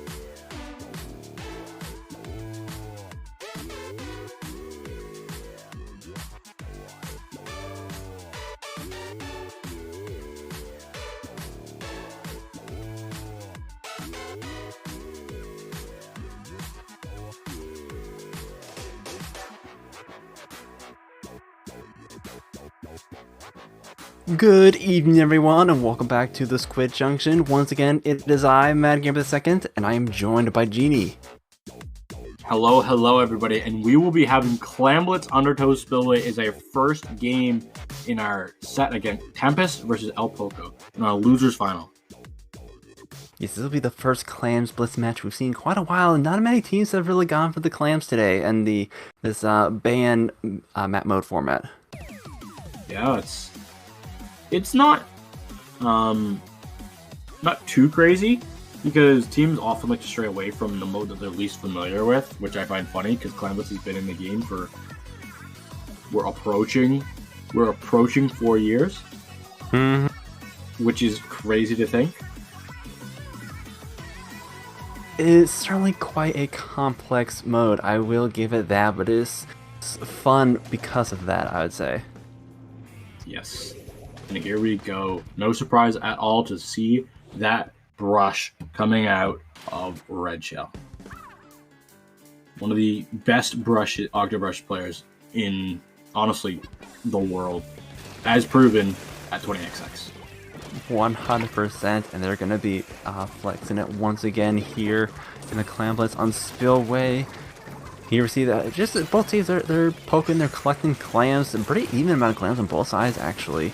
Not too big of an advantage for either just yet. Well, I say that, two members of El Poco go down. You say that, and oh no! Apple gets bumped into bumper car style by Rachel, comes out on the advantage of that, but the power climb will be secured by Tempest, and they're able to throw that power climb in. Luckily, they just catch the bottom edge. Rachel pushing into the base with that Octobrush. Stays in the corner, jumps back. The rest of the members of Tempest really throwing some clams in here. They've lost their machine, and they've lost their splash now. How much more can they get done? Just the Junior. Junior gets one. Junior can't get any more, and that will be a wipeout. El Poco have successfully defended, and they're on to the offense. Oh, they're already pushing up. They're breaking that basket. Crab Tank gets popped, and they're bringing in the Pity Clam for a jump. That's going to be the lead for 60 points here. But the Squiffer, they get taken out in the crossfire there. Bucket as well. So the last two remaining members are going to have to, well, I say one of them is going to have to back out. The other gets taken down trying to throw more clams in. Wow, an insane pushback. The lead was already gone without Tempest even having like a choice in the matter because of that wipeout and how fast this map can go from one basket to the other. It's such a chaotic and scrappy neutral. These are really war trenches down here. There's literally nowhere else to go except for the two trenches here, and so it's just a matter of attrition who can take out the most members first to push in. Crab Tank is going to try to get a couple of picks here, but they do have the attempted flank, but they have a teammate there to back them up. Last remaining members of Tempest are going to be jumping out. We see Red Shell on this right side here. They take one member out, and they're going for the second, but they do get taken down. The wrist breaker coming out from the splash. Almost at that crab. Gonna throw that power climb in. Does die out before that. As an awesome visual bug. They do get through that penalty and are able to get a couple more points on the board, but not much. So that's going to give another power climb to Tempest here. Two of their members still respawning, so the remaining members of their team is going to be trying to get as many clams as possible. Red, another power climb for Tempest here. They have three. Rachel doesn't really want to hold on to this, as you can see them chuck it down, but with their Junior falling, they're really going to need to grab it. They're just trying to zip cast their way through, but they will end up still somehow surviving, getting one kill, getting two kills, and the rest of their team able to help them along. They're going to look to try and get a third, but they will not be able to find it. It's a lot of footballs getting juggled right here for Tempest. They are itching to go. That's going to be three members of El Poco down, and this is exactly the opening that they were looking for. Here they go, power clam, big bubblers. Here they go, two more. Another one. They've got the lead by 3 clams and counting. More clams are coming in from the splash. Wheel bomb coming out from the machine, causing a lot more space. Tempest can end this game right here, right now. They have the clams. 2 more clams. All they need. That's all they got. They got a power coming in. That's going to come in for the massive overcap, and Tempest take game 1. It's a shame they don't award bonus points for going over, but that is going to be Tempest taking this first match with a pretty dominant last push right there. Yes, and we will like to remind everyone that this is a best of 5. Yeah, it's best of 5. Both teams really kind of push back and forth, but that last push from Tempest really put a big nail in the coffin. Just too many clams and too many specials at their disposal. I say kudos to Tempest there. They were able to basically just hold out. They kept most of their members alive the good chunk of the time. They just held that mid, collecting clams until they had 3 power clams online, and then they just activated everything and went for a kill streak there, taking out 3 of the members of El Poco. With the last one just having to back out or get taken down as well, there was not a whole lot they could do there. But this is only the first match, and it is the best of 5, so we still have at least 2 more matches for El Poco to put a stop to Tempest here. Tower control, Kaglefish, market. I want to see what happens. Brush, tower control, not usually something that goes in favor. But I've never talked with Red Shell, and I've really actually never talked with a super high level Octobrush player. It's something I need to do, put that down on my commentator's note, so I do that next week. So I really don't know how strong Octobrush feels on tower control. I know regular brush. I know people who play regular brush absolutely despise tower control. They absolutely despise it. They think it should be removed from the game, like Rainmaker was, and it shouldn't come back. But, you know, that's maybe a little harsh from them. I can see where they're coming from. The regular brush doesn't have a whole lot of range other than that killer whale. I mean, the bombs are certainly helpful for Tiger, but other than that, there's not a whole lot they could do to really contest it. And like spot bombs can just roll off the tower. Suction bombs at least stick to it. Exactly. Which is where I think Octobrush has a little bit of a better thing going for it. But who really knows? Another thing, E-Liter can be dominant on this map. So I want to see if E-Liter's coming out here. I would be very surprised if it did not, but then again, Inkvac, pretty darn strong for tower control. Interesting. Okay, well, I'm gonna have to talk to Kraken and see why you'd pick a regular Ink Brush on me, because he made a tweet like 4 days ago saying tower control is the worst mode for Ink Brush, and no one should ever play it. And yet I'm seeing Red Shell, a brush player, picking Ink Brush on tower control. So yeah, Red Shell seems to be thinking otherwise. We're going to have to see what they're going to be planning to bring out here. We already see the Killer Whale getting activated. They're just kind of poking around once again. But here comes the flanks coming out by Red Shell. Just coming in and trying to finish off the crab tanks. And now it's going to be 2 down. They're going to have an opportunity to just push out. This lead that they have will start to be growing bigger and bigger as they make their way to that first checkpoint. Red Shell does see that this junior is on the side. Tries to fight it, but Ink Rush kind of has the smallest amount of range in the game. Pretty much. It is the most peskiest mosquito you can imagine. They certainly did their job, though. The junior was absolutely locked down on that side of the map while the tower was getting that checkpoint. And so now, while they were taken down, Tempest here just getting points on the board. Yeah, they are. The defense from El Poco is proving to finally find its footing. The jumps are going to be coming in from the junior, but it should be able to be taken out. No, the Luna Blaster doesn't have enough range. The only weapon that has less range than the Ink Brush. Okay, I know in Splatoon 2, the direct range of the Luna Blaster was shorter than the Ink Brush's direct range. But the splash damage range for the Luna makes it bigger. Did you know that? The Luna Blaster has the shortest amount of direct range of any weapon in the game? That kind of makes sense. It is incredibly short. By about one unit. We do see the counter push coming out. Big bubbler proving to be very good, but the best counter to that is that Killer Whale. It goes right through it. Apple's able to, with the Luna Blaster, does see the splash, and the splash is going to be taken out. This checkpoint will fall. Now Poco, they have the lead now. Junior just rushing right in, gets taken down by 3 different members of El Poco, and they are still pushing that checkpoint. But finally, it's just the 52 remaining. They are going to be backing out, taking a member with them. They're just the 52, by the way. Just the 52, by the way. Oh, I thought the 52 was going to get 3. Looking like it. That would have been quite insane, but Tempest able to lock that down. El Poco with a nice lead, but Tempest, they're going to be coming back strong. They already have 2 specials online. 2 specials online. They got the junior down on the side of El Poco. They're all marked up on tower, but that's A-okay. You know exactly where that junior is. Going to be in that big bubbler on that tower. Crab tank looking to make some space for Tempest here. How much more damage? How many more elims can they find? Bubble gets popped a little bit early before that checkpoint, but the bombs are coming out. Bugga's going to be pushing up, just trying to keep them off that tower. We do see the 2 members of El Poco going down, and the third one almost there. They were able to escape the Killer Whale, but it sends them far away from the tower. Oh, and we're so close here to the lead swapping. We're going to see that Luna getting on that tower, just stalling it out. Last one alive. How much more damage?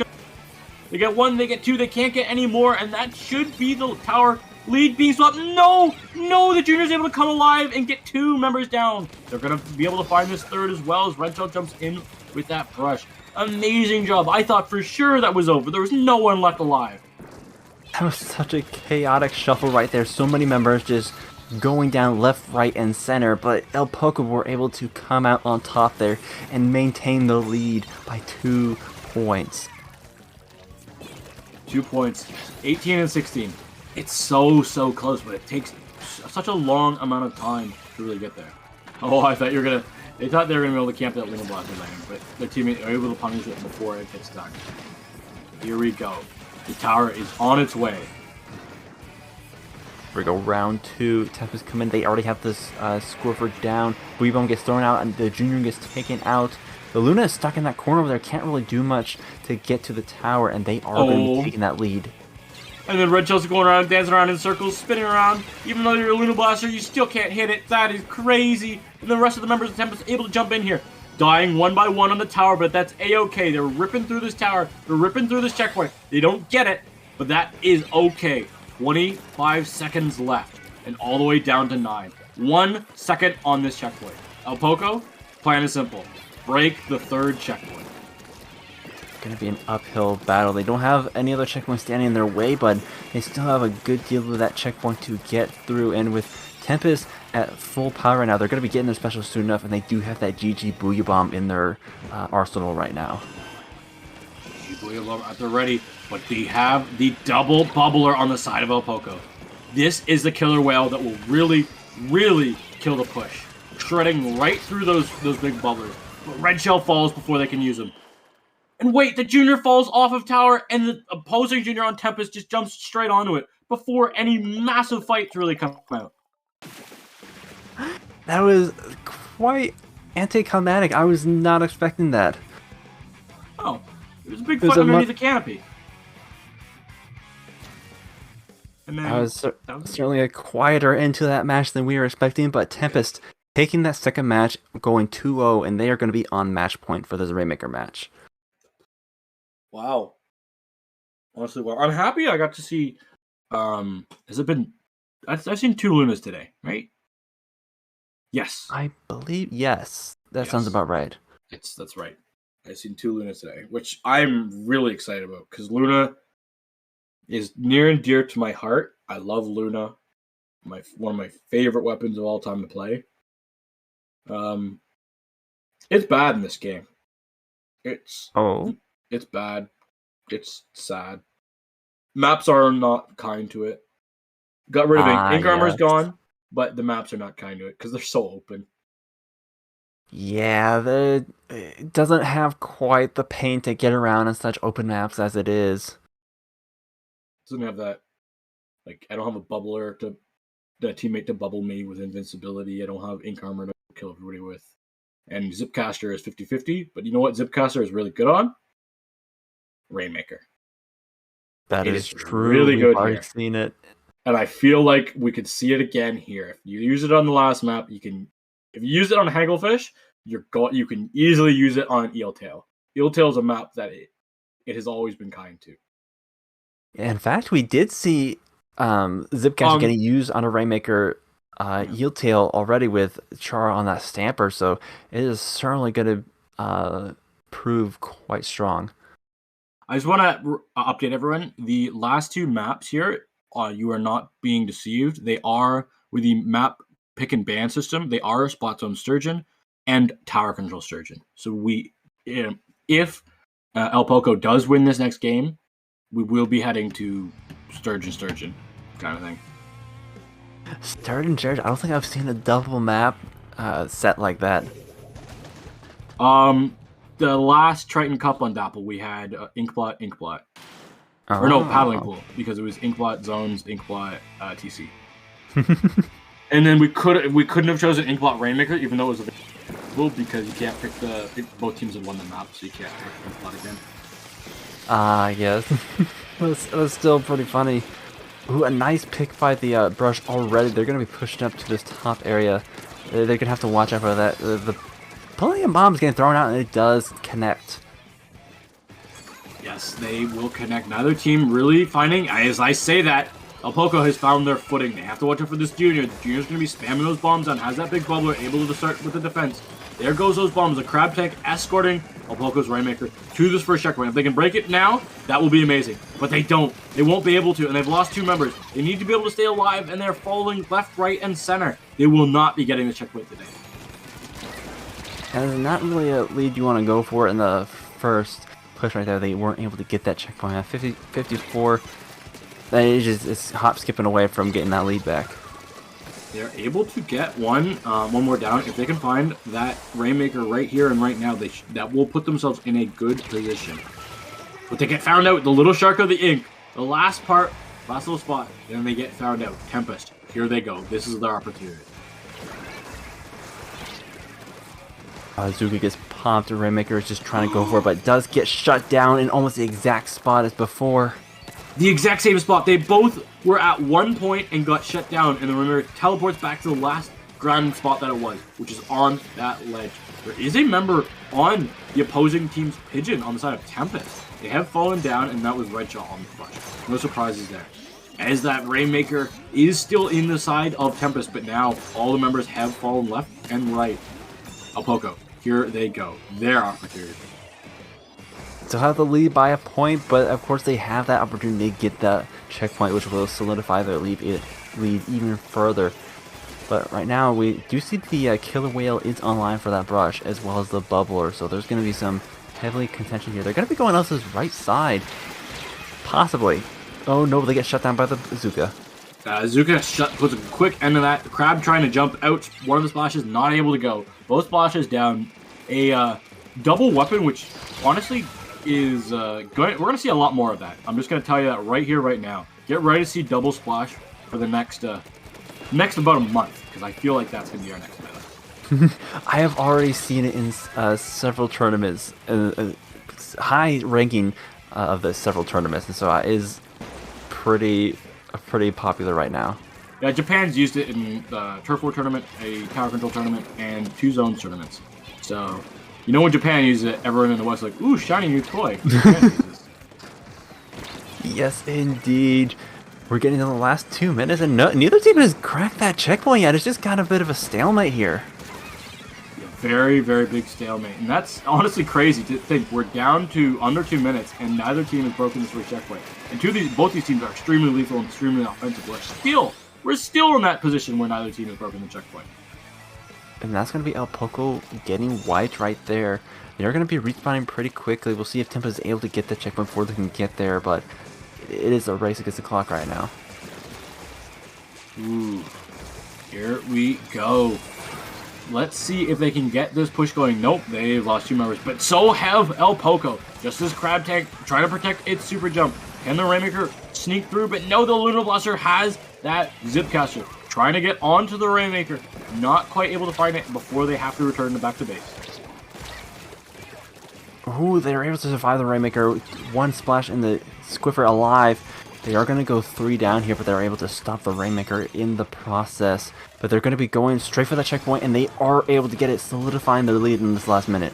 Finally with a minute remaining, one team finally gets that checkpoint. Will that be enough for Tempest? They're gonna have to accept that it will be. And now Poco, they're going to have to get that checkpoint, but they're also going to have to pick it up again, because since Tempest got the checkpoint first, they're going to be having the lead by at least 1 point, even if Poco does end up getting the checkpoint as well. But remember that big bubbler, though, can really help protect that checkpoint. Luna's going to have to try and live from that Killer Whale, but it's chasing them down too quickly and too fast.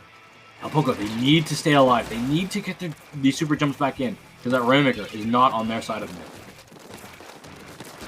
Jump's not going to survive. I don't think the Squiffer's having it back up. There's so much yellow right now. I don't think Poco is going to be able to get to that Rainmaker in time. Down to 5 seconds, and they were the last ones to pick died! up. They died with their own Rainmaker, so they really won't be able to. They had some members alive, but unfortunately losing out on some of their members, meaning that Tempest will be taking this in a 3-0 fashion for Poco. And they being Tempest, will get a rematch in Grand Finals. Yes, Tempest taking the 3-0, but these last 2 matches, they've really had to fight for it. It's been at least a 10-point difference in the lead here. It was just first checkpoint that got broken, which was the lead that won, which is not usually something we say on a map, especially like Eeltail. We did see the Zipcaster getting used quite a bit, but with the Killer Whale on the outside, we did get it got shut down pretty hard there. The Burst Bomb combo, I think, really is what kept Tempest from getting that checkpoint sooner. Between the Squiffer and the Burst Bomb, it was just so much pressure. I want to really see what Tempest has got. If they're rolling on their hot streak, rolling off this 3-0, if they can take this bracket reset.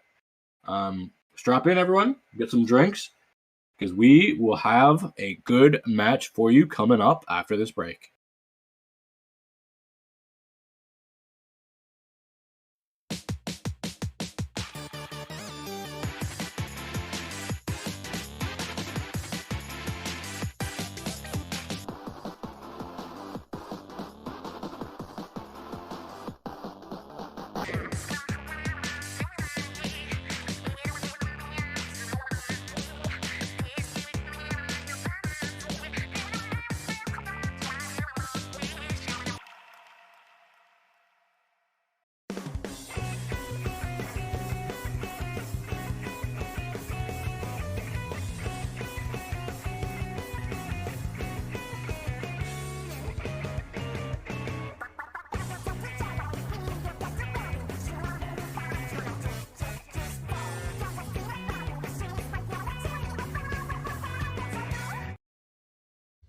Splatoon Stronghold, a stronghold for competitive Splatoon, providing resources to long-timers and newcomers alike. If you're new to the competitive scene or still figuring out how to join, we have a getting started guide and plenty of other resources to help you in your journey. If you are a seasoned veteran, we still have plenty to offer. You can find and join tournaments as well as participate in our Captain Forum and find free agents and teams. Our mission is to make competitive Splatoon easily accessible to everyone. So what are you waiting for? Join the Splatoon Stronghold today!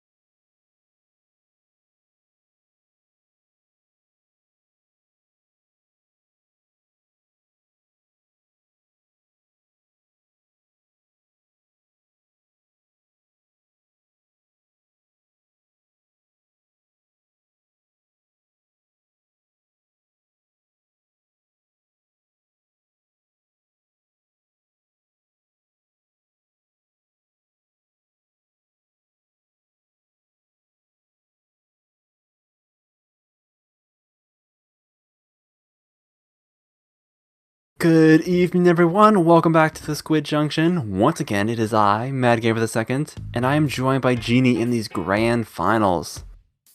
What makes these finals so grand anyway? Is it because it's the final between it's the winner of the losers final and the winners final, which makes them so grand? You know, that is an excellent question. I answered my own question, so. Well, there you go. Is this good? Tower Control Mako. I can't answer you who's going to win this, but I can tell you that this is a very fun map to play on, especially if you play Machine. We are going to be seeing a rematch between Tempest and...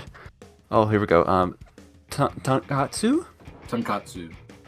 And we do see Red Shell returning with the Vanilla Brush. I am really going to talk to Kraken about why you did that. Honestly, I think some words need to be said. Yeah. Right now, it's just it's firefight going on in mid. So far, this bucket has survived everything getting thrown at it, but not so much their teammate right there. Not so much at all. Both machines are just trying to fight each other in mid. So far, so good in the side of Tempest. The other one with the advantage. Wheel Bomb being popped from Tonkatsu. Trying to create the defense, but Renshell goes in for that kill from behind. We've got a Wheel Bomb, we've got Killer Whale. Good specials to push it. They're going to be going for this first checkpoint, but their bucket does go down and the Killer Whale is going to be activated, so the last remaining members are just going to be scrambling to stay alive. So many specials getting thrown at that tower right now. Jumps are going to be coming out. I don't think Red Shell wanted to jump exactly where they were jumping. They jumped to their teammate who was right beside them, but you know what? That does happen. Tonkatsu. This is their time. They've got that ink vac ready to suck up any ink comes toward the tower, but they can't suck up a Killer Whale. No, they cannot. But it does look like they were able to survive it anyway. Booyah Bomb gets thrown out, and this player over here is going to have to flank around, and they do capture that tower, but the checkpoint has been broken. Oh, and they are able to find Luke with that 52 gal. Junior versus 52 gal. Not usually a fight that you see won by the Junior very often, but catching them off guard, catch another one as well. Great job from this Junior, going in straight up with the gun and able to get two. Get three with a bomb. Junior carrying right now. It is unfortunate. They did go down before they were able to throw that bubbler out, but still, Red Shell just going to be dancing around the tower trying to get that checkpoint, but no success. 3 members of Tonkatsu is going to be covering that left side. Killer Whale does get thrown out. They're still going to be throwing out some more specials, but still don't have quite a good foothold to be taking the checkpoint yet. Coming back in the mid, Red Shell allowing themselves to stay alive and force multiple members of Tonkatsu onto that left glass. They should be easily punished here. Red Shell coming in, gets 1, gets 2. That's great. First checkpoint will fall. It took a bit of scramble. That Charger was still watching it, but they were able to make them relocate. Going to be getting this lead, still moving forward with the tower and nearing that second checkpoint. Phoenix and Red Shell still alive here. Phoenix is watching out with that machine, trying to create some space on the right, letting their teammate jump back in. Red Shell does fall, so does Phoenix. Falls down to that Charger. Standing on this Charger, a really, really good Charger player. Indeed, they have the hours to prove it, and there's going to be a lot of yellow coming out on this map as Tonkatsu is going to be returning, trying to get that lead right back. Yep. Here they go. They crab tank out, coming out now with a Booyah Bomb at the ready. If they are to pop this, that should clear a lot of space. Losing their Charger though, with that ink vac, not going to help you push. The Booyah Bomb does get camped there, landing there, but they're able to slip away. Still getting chased. It's a bit of a bloodbath. They do take 2 with the trade. That's 3 members of Tempest down with just the Junior remaining. Yeah, I thought Red Shell was going to get away with that clean. Luckily, teammates able to clean that up on the side of Tonkatsu. Both teams really just scrapping it out. This second checkpoint is always where Mako Tower Control is won and lost. And that will, I believe, still wholeheartedly in this game, decide this map as well. This is the actual gauntlet right there. Not able to get past it just yet. The crab just trying to find something, but it does run out before it can get anything. Just going to be chilling over here, but they do get found up by this teammate right here, and it's going to be the Junior just poking at him with the bombs. I would like to remind everyone, Tempest got 3-0'd in winners finals to Tonkatsu. So if they were to take this map, that would be a huge momentum boost for them.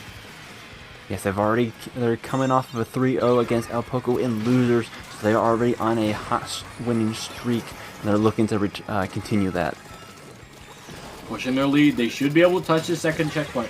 They get a little bit of time on it, that is good as well. And that's what they have. Phoenix trying to slosh around, but they are going to be getting flanked from the rest of the members of Tonkatsu. Just as Splash Alive gets 1, gets 2, gets 3, does not get Red Shell. Red still stays alive, so watch out because the machine can shoot you around that tower. Phoenix jumps in and gets the revenge kill.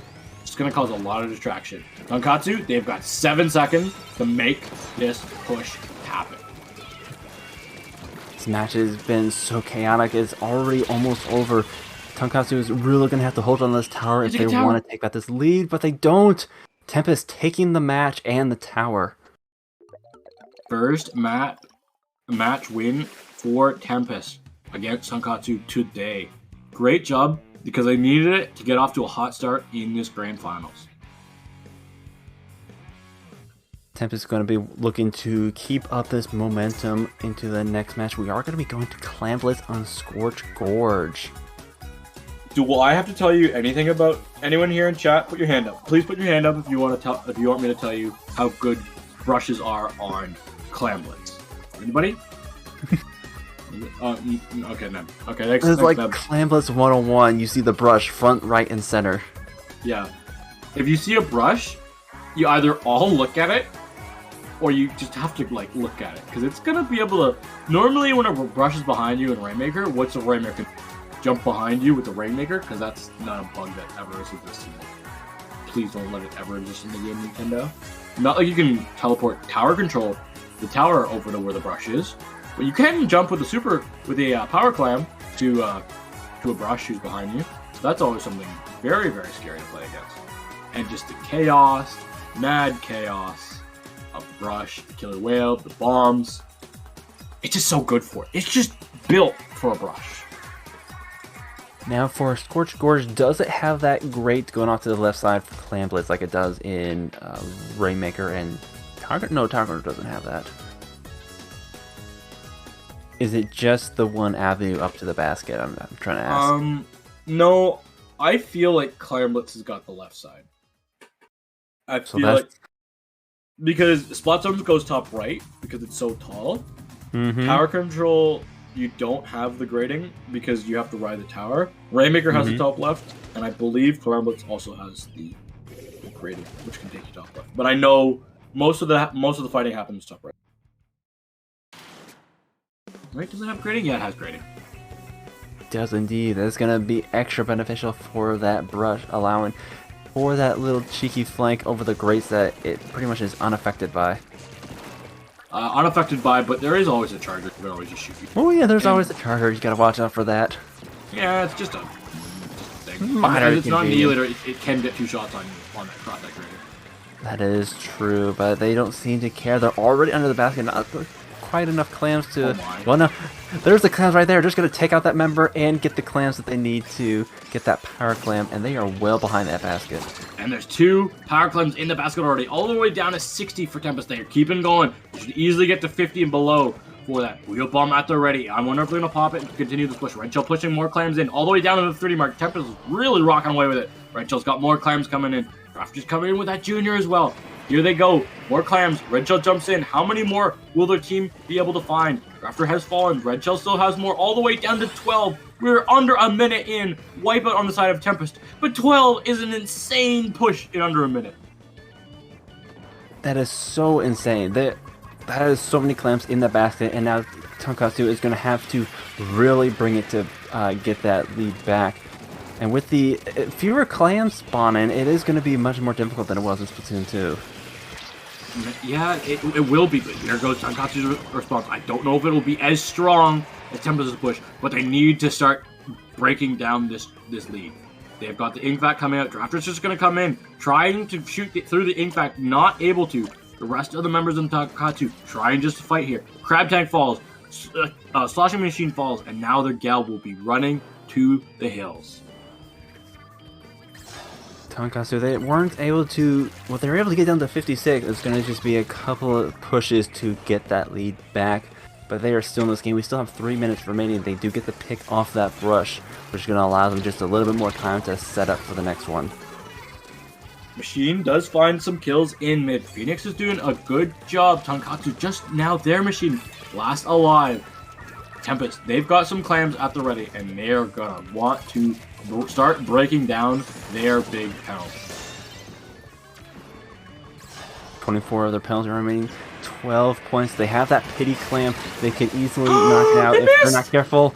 But they get the 3 down. Junior's the last one remaining, and they miss the power clam. You're not getting that one back anytime soon. It is so far away. Gonna get absolutely bodied. Stalling out for enough time to let their team get back in. Even though they do die a little bit later, that's okay. Allowing the rest of the members to kind of have some mid presence. That was such a well-placed Booyah Bomb. It took out 3 of their members with 1 go, didn't it? Yeah, it was pretty good. Now, on the edge of a wipeout here on the side of Tonkatsu, and they do get wiped out. Raptor has 7 clams, needs 1 more to get that power. Teammates throwing that up. They want that big bubbler to just pop it down. Their sniper is already there. Bandy's just watching. Trying to find some way to get to that basket. They do pop it, getting it down to 9 from the penalty points. Several of the Stingrays getting popped out, but they're getting pushed back. They're not able to get too many more clams in there. And Phoenix jumps out, so an effective wipeout for Tonkatsu's advantage. They have a Booyah Bomb. How close are they to that ink back? I will not know until Nintendo updates their spectator cam to give us back the special counter. Please, Nintendo, back. But now, I want it back. Same with the kill counter. But now, we do see Tonkatsu popping their Booyah Bomb, trying to defend themselves. They can't live. Phoenix able to follow it up. Red Shell's going in. Crab Tank is going to be punished. Question marks? pulling an Armadillo right there, able to survive, and they do take out the carrier of that power clan, but then Red Shell coming in and finishing it up, getting it down past the rest of their penalty points, and it's just 11 remaining. That's going to be 4 clams that they need. Yeah, 4 clams. They will need just that power and 1 more if they really want to end this game before overtime. But honestly, I feel like Tempest, it's now a good time to defend. But if you have a brush, you can always just jump in with a power clan like that. Oh, and there goes Red Shell. There goes the brush. Now it's Tonkatsu. What do? Do you go kill the brush? Oh, the brush is dead. Luckily it's already been decided. Do you push or do you kill the brush? As the machine will definitely die. Oh, that's 3 down with only Red Shell remaining. That's going to be huge for Tonkatsu. They don't have quite the clams to get this lead just yet. 5 seconds remaining. They are going to have to pull them together, but 2 members of Tonkatsu are down, and Red Shell's already moving in. Red Shell just got, I want to say 3, if not 4. They killed the power in the charger. They killed the power clam's bodyguard in the, I believe that was the machine, and killed one of the powers, and the other one, which jumped in, wasn't able to really live or do anything. And now that's Tempest with a 2-0 advantage. And they're the ones that need to win the set to take us to that reset. Tempest on an absolute tear right now. They are on their match point for this set. And as you said, to get that bracket reset, Tonkatsu, they're going to have to really pull something together right here if they want to stop that. But they are in a reverse sweep right now.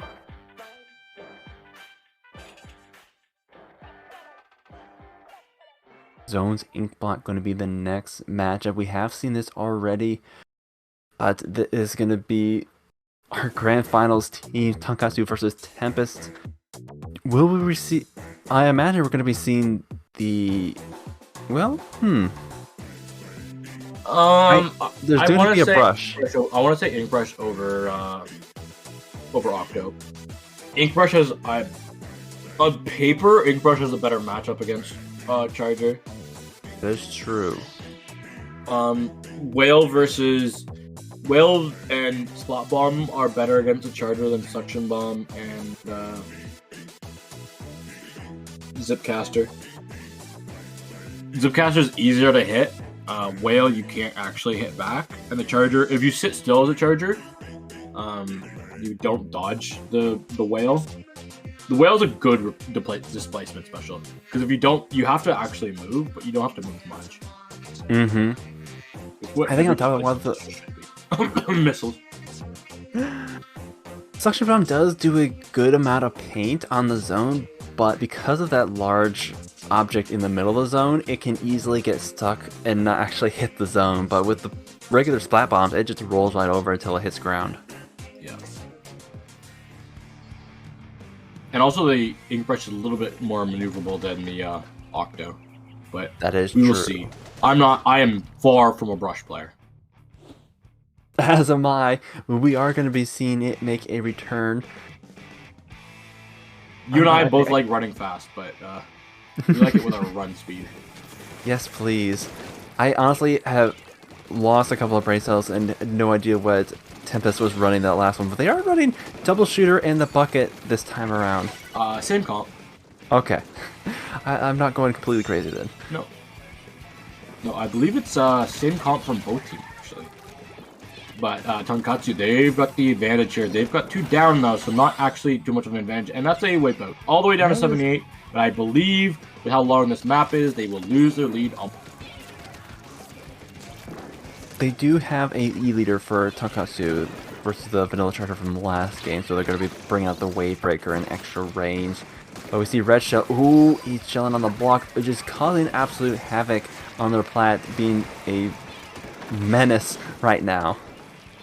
Absolute menace. Does have that whale at the ready. Great special to really counteract a push. Sees the Tonkatsu's engagement special, and they pop it their own defensively. Luke's able to come out with that 1v1 win. Both teams losing members left and right, but Tempest, they are the ones with the more people alive. They're the ones that are defending the zone, and they're the ones that are one fight away from sending this to a bracket reset.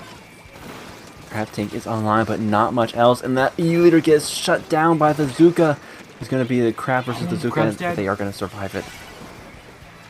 Crab falls as well. This Booyah Bomb needs to get a lot of damage on it. Needs to fly zone.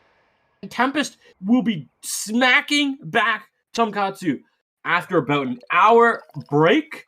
They come back after a big 3-0 to 3-0 and send us to a reset.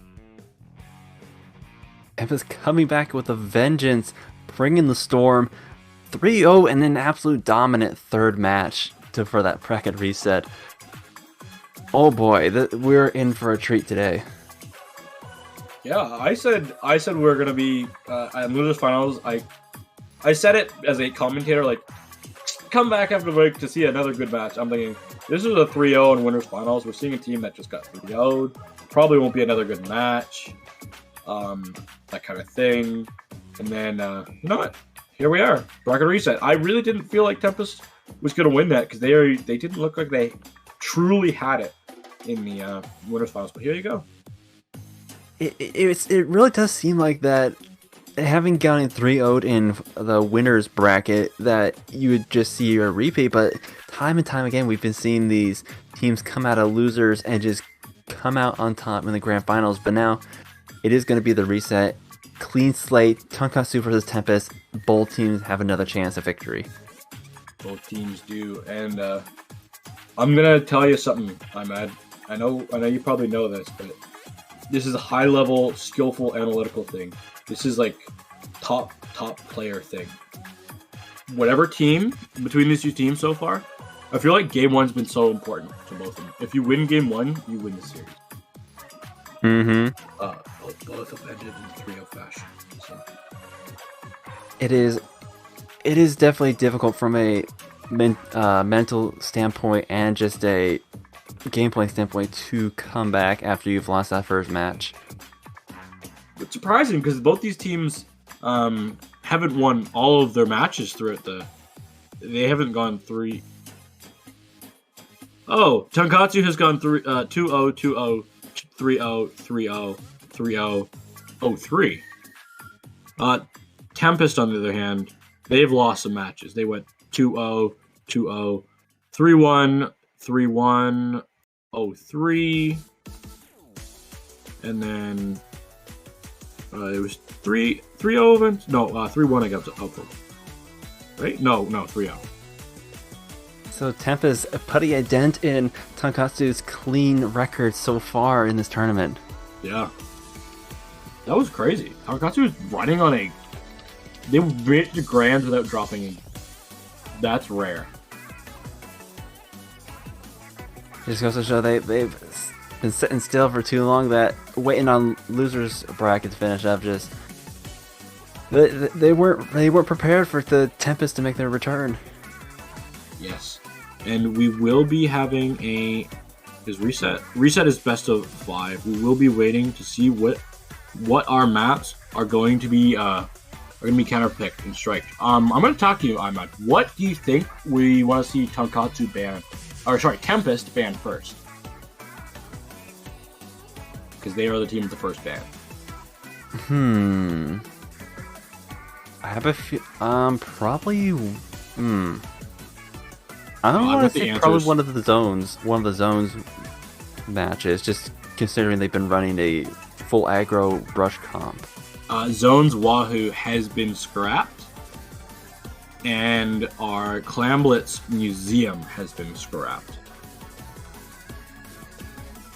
Those are our picks. I'm gonna ask Havoc who banned what. Yeah, with the having the backline and that E leader, especially for specifically Sturgeon and Wahoo, those are definitely some map modes that the E leader can be dominant on. Especially the brush can do a lot of damage, but they still lack that range. And if the E leader is hitting their shots, there's not a whole lot that they can run. But you get into Rainmaker or Clamblitz, the brush they come out on top. Tonkatsu, they were the ones that actually banned Museum Clamblitz. That means that the zones match, you were right, was banned on the side of Tempest. And here we are, Rainmaker Eeltail Alley, a long and straight away map. We will see who's gonna win it this time.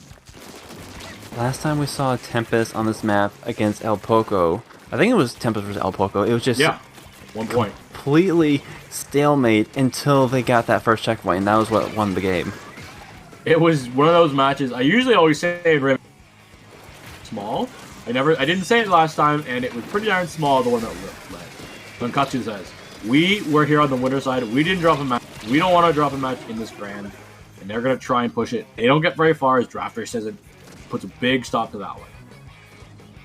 Last member is going to be jumping out, assist safety, and so Tempest is going to be pushing up. Red Shell already getting set up for this push.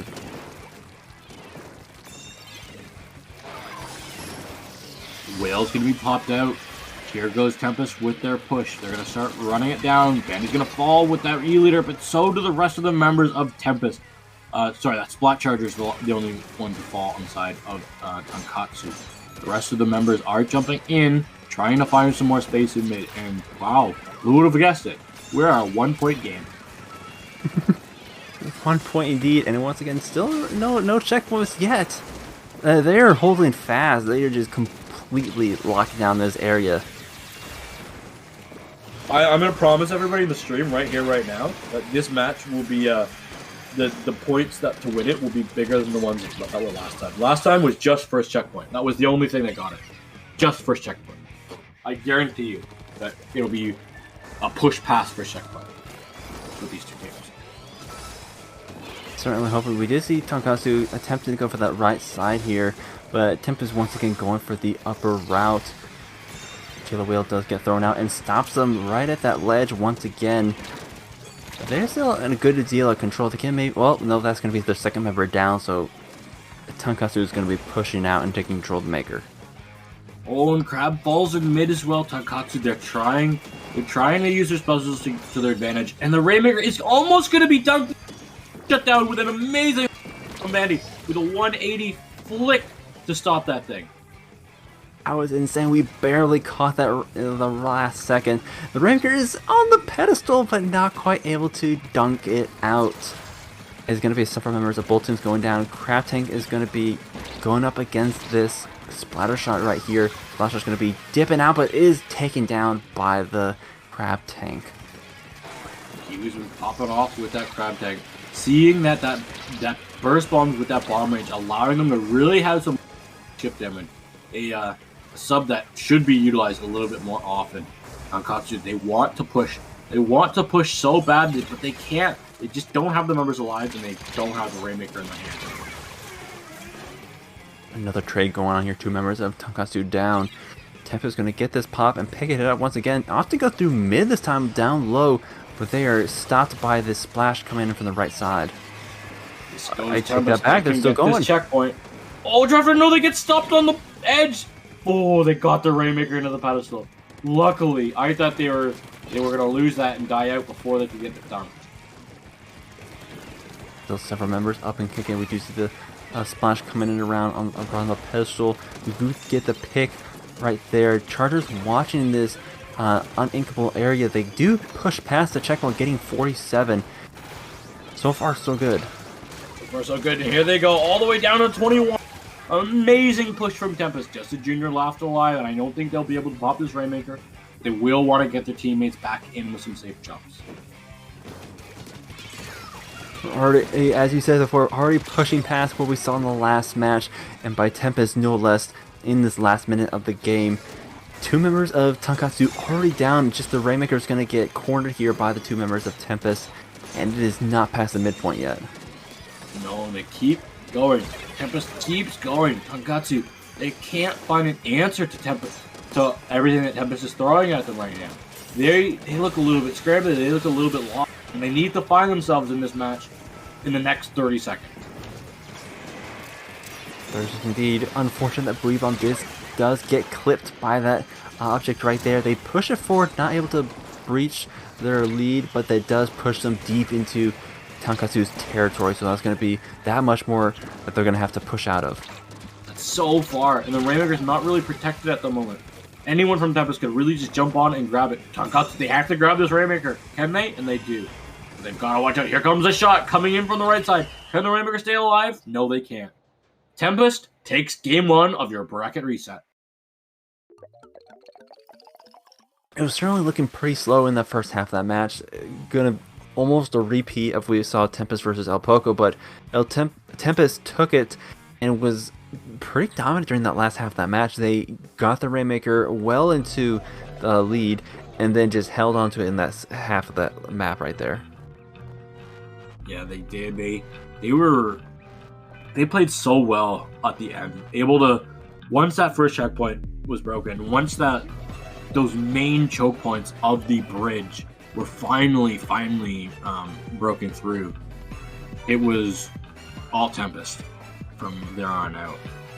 And if Tonkatsu want a chance in this tournament, they gotta win. I feel like they have to win this tower control match, because they don't want, if you look at game 5, I don't think Tonkatsu should look at game 5, but game 5 is Clamblitz on Undercut. I don't want to go play a Russian. No, they do not. And having tower control and zones being the two, I would say, backline friendly or backline comp friendly modes, it is definitely going to be much more difficult if we're not able to take this tower game. They really, truly need this. They need to dig deep, as we are just waiting on one member left to ready up in this lobby. Here we go. Tower control, Mako Mart. It is a little, it is a match that we did see in the past. We did see these two teams play on it just in the set before. Time for Tonkatsu to dig their heels in, but Tempest, they're going to be rushing in like a storm. They're going to absolutely bring the heat. Here we go. Both teams trying to scrap it out in mid, trying to find which spot. Tonkatsu, nope. Tempest. Both teams trading back and forth. Tempest is really coming out on top here now. Even though they got the first kill on the side of Tonkatsu, they lost the following 3 members, and the machine has to jump out. Effective wipeout and effective first checkpoint. Reshel's kill streak denied by the jump out. The Bucket is able to stay alive and prep that Buoy Bomb. Tempest already passed that first checkpoint, and they are continuing to move forward. But they're going to be shut down by the Buoy Bomb and Crab Tank combo. 2 members of Tempest going down. Somehow, I don't understand how the pro players are just that much better than me. They get these crabs and they're able to live through. When I use my crab, I always die. That's why I'm here in the commentator booth and not them. Amen to that. 3 members of Tempest going down. Oh, that's a delayed quad. Tonkatsu on a good roll right here. They're able to get to that first checkpoint and are on their way through it. And they haven't used their Inkvac yet. Oh, but they used it a little bit too late in fall. A little bit too greedy. They were getting a little bit fancy there, wanting to save it for... They do get through, and they do get the lead, which is good enough for right now. Trying to make their way to the second checkpoint. Machine just trying to get their slosh out. They've got their crab tank out there ready. Kiwi's popping that, causing a lot of damage with that machine. Both teams just scrapping it out in mid. But Tonkatsu, they still have that control. Seeing some crab on crab violence here. The bucket does push up to that plat right there. Some fizzy bombs coming in, just trying to poke him back. But that is going to be the 2 members of Tonkatsu going down. Bucket's still alive though. They're up and kicking on this plat right here. And they are. Booyah Bomb going out. Red Shell backing off. Dropper does fall to the Booyah Bomb. Both teams just trying to find some control. Red Shell goes in, gets Luke. But the tower still is marching towards that second checkpoint. Tonkatsu, though, has lost everyone but Bandy. Bandy's going to jump out. They're able to hold on to that Inkvac. That is going to be incredibly helpful later on, whether they choose to push forward or just stall out Tempest's next push. Inkvac, not the world's greatest defensive special, unless your teammates are around to help you out. So we need to see some good team coordination here from Tonkatsu if they want to get value out of this at the same time. Bubbler does get popped by Tempest, but it doesn't last long underneath the onslaught from that crab tank. 2 members, possibly 3 in a trade, just Red Shell remaining for Tempest. And now Tonkatsu is going to be headed towards that, towards Tempest's base, and they have the Booyah Bomb and the Inkvac online at the moment.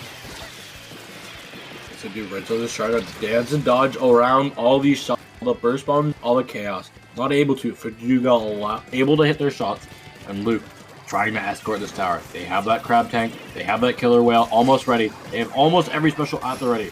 Here, can they get through the second checkpoint? Tempest does not want that 52 on that platter. That is going to do so much damage. Taking down the splash. They are so close to getting that checkpoint. 3 members, Tempest down, just the junior remaining, and they get immediately shut down as they rush the tower. Splash-O-Matic gonna find a fizzy bomb that's bouncing the wrong way on that ramp. Sniper, Bandy, just holding down this tower. 4, 3, 2, 1, knockout. Tonkatsu, a much needed game. Tying the series up, 1 apiece.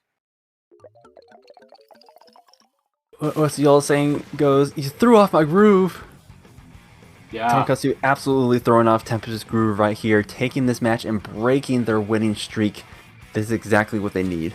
Yeah. Breaks the habit of the team that wins the first game wins every single game in the remainder of the set. As we did have 2 3-0s going back and forth. It's really funny to think about that. These 2 teams are each currently 4-4 today against each other. All tied up. It's really the first team that gets to 6 wins. Yes, you're absolutely correct. Do math. I'm like, why are you making me do math? It's Saturday night, bro. It's like I've already used my brain as much as it is. Speaking of a map that needs to use your brain, Sturgeon Shipyard Splat Zones. There are many ways to attack and there are many ways to defend. But it's a map that people have been used to playing in Splatoon 2. And it's a map that can snowball out of control because of its fairly large zone. I'm expecting that E-Leader to come out right here. That is not something you want to see on your own snipe. No, on your own snipe, if you see the enemy E-Leader, I would just say, GG's, go next. There is absolutely nowhere you can hide if you don't take them down. And there is just so much lockout material, especially for zones. However, with what we've seen from Tempest, they're no stranger to what Tonkatsu has to throw at them. So they're going to be coming in with just as much aggression. But will they keep with that ink brush, or are they going to be swapping to the octo brush? Because we already know they're going to be sticking with pretty much everything else they've been running so far. I think ink brush. It's splat zones. I feel like the ink brush is what we're going to see from here on out. They've been rocking with it. They've been working with it, and I don't think they should swap up from here. Both teams know what they're good at. Both teams know what they're rocking with. We're gonna see Bandy on that unscoped E-leader. Or is that scoped? I can never tell. That is definitely scoped. Scoped. That's definitely scoped. We see Tonkatsu taking the first zone cap, but they lose their bucket and their 52 in the process. Absolutely, or instantly flipping over to Tempest here. Big bubbler at the ready. Good. It's a good defensive option, but on this map, the zone is big. That bubbler, you can use it on one side of on the zone, and you can still not even contest the other half of it. It's quite big. We see the pot shots taken out from the Inkzuka trying to take out that E-leader, but to no avail. They just destroyed the wave breaker with the big bubbler. If you saw that the wave breaker came up for a singular frame and got eaten up, it's like it gets eaten up by a splash wall. It gets eaten up by the big bubbler. That is huge. That's going to be so huge. Already done the 30 points for Tempest, but they do lose 2 members in the process. That's an interaction that you don't really plan on. And wow, Tonkatsu, they already gave up so many points, but they luckily were able to stay on the game. Tempest just trying to maintain that aggression. I think as we were saying before, they can't let Tonkatsu set up with what they've been running. They have a lot of lockout material, especially with that E-leader. E-leader, you can't have it set up. If you let it set up, if you give it the E-leader space to take a shot, you've kind of lost to it. So you want to take away as much space as possible, and that's what Tempest wants to do. They're taking away all the space with all the specials that they're popping. Both teams scrapping it on zone, and Tempest will claim control. Claiming 2 of Tonkatsu's members and none for their side. Still 4 up, and they take down the E-leader as well. Red Shell just going absolute ham in their base right now. But the mine! I was gonna say, how did those mines not get Red Shell in the first place? Bandy put 2 mines down, and Red Shell ran all the way past them. But somehow, some way, Red Shell runs into both of them on the way back and dies to them. Oh, that is hilarious. The galaxy brain play from Bandy. The post-mortem kill, you love to see it, and the nice shot getting Red Shell once again is currently 2-2, but Tempest still has control of the zone, and the Wavebreaker is going to be thrown out here. Yeah, no penalty being on the side of Tempest right now. So Tonkatsu, if they fall here, they fall for this entire game. They have to cap the zone.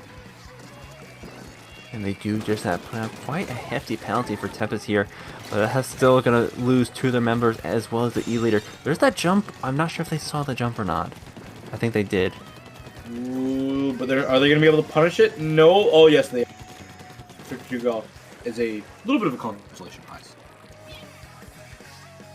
So far, every time Tonkatsu they've capped the zone, they've get so much map control, but then Tempest just comes right back and immediately takes down several of their members. It's like Tonkatsu has only been able to delay Tempest, and they're 3 down here in the last few seconds. This is not looking good. No, that will be a game. I believe Tempest can take a drip pick with how much time they have left here on this zone, and no distance for Tonkatsu to even get close to it. That'll be game 3 going in Tempest's favor. They are on tournament point. And the next one is going to be Rainmaker, which is, as we've seen, gonna favor Tempest by quite a bit. This is like, I'm gonna be straight up honest. If Tonkatsu takes this tournament, this will be one of the greatest performances I've ever seen in the Grand Finals. Absolutely. Beat up Rush on Rainmaker, Scorch, and Clamblitz Undertow. Yes. And then, not only that, just silencing the naysayers for Brush on Tower. Yeah, absolutely. Oh my gosh. I really gotta, I don't know. Well, here's the thing. I'm gonna be straight up honest now. I'm flaming Kraken. Love you, Kraken. One of these brushes that is playing in the tournament is one that placed like top 5 in a Splatoon 3 major. And one is head of a production organization. Production and tournament. So And I'm pretty sure Red Shell is a +1 at that, so they are one of the best brush players. So if anyone can pull it off, they can. But if you get mad at Kraken, though, he can ban you from the tournament. So that'd be nice to him. Hey, I'm no brush. Expert, we okay? can talk about heavy. Yeah, I'm as far away from a brush user as possible. The only thing we haven't come is just speed.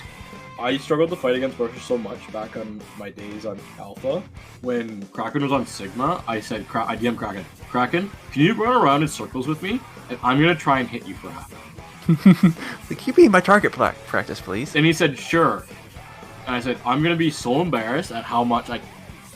But the next time I faced a brush in a tournament, I destroyed the living damage. Hey, you love to see it.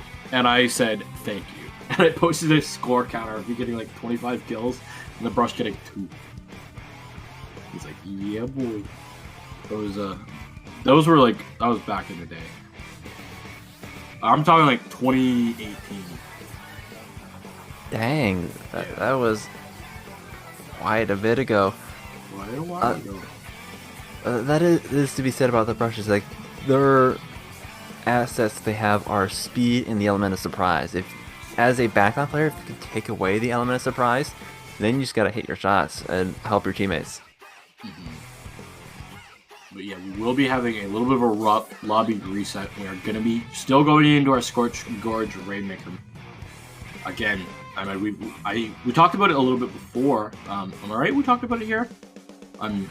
Or was that off the dial? Did we see this map yet? I do not. I don't think we haven't seen Rainmaker and Scorched yet, have we? Okay, no, that was off the dial. Alright, sorry.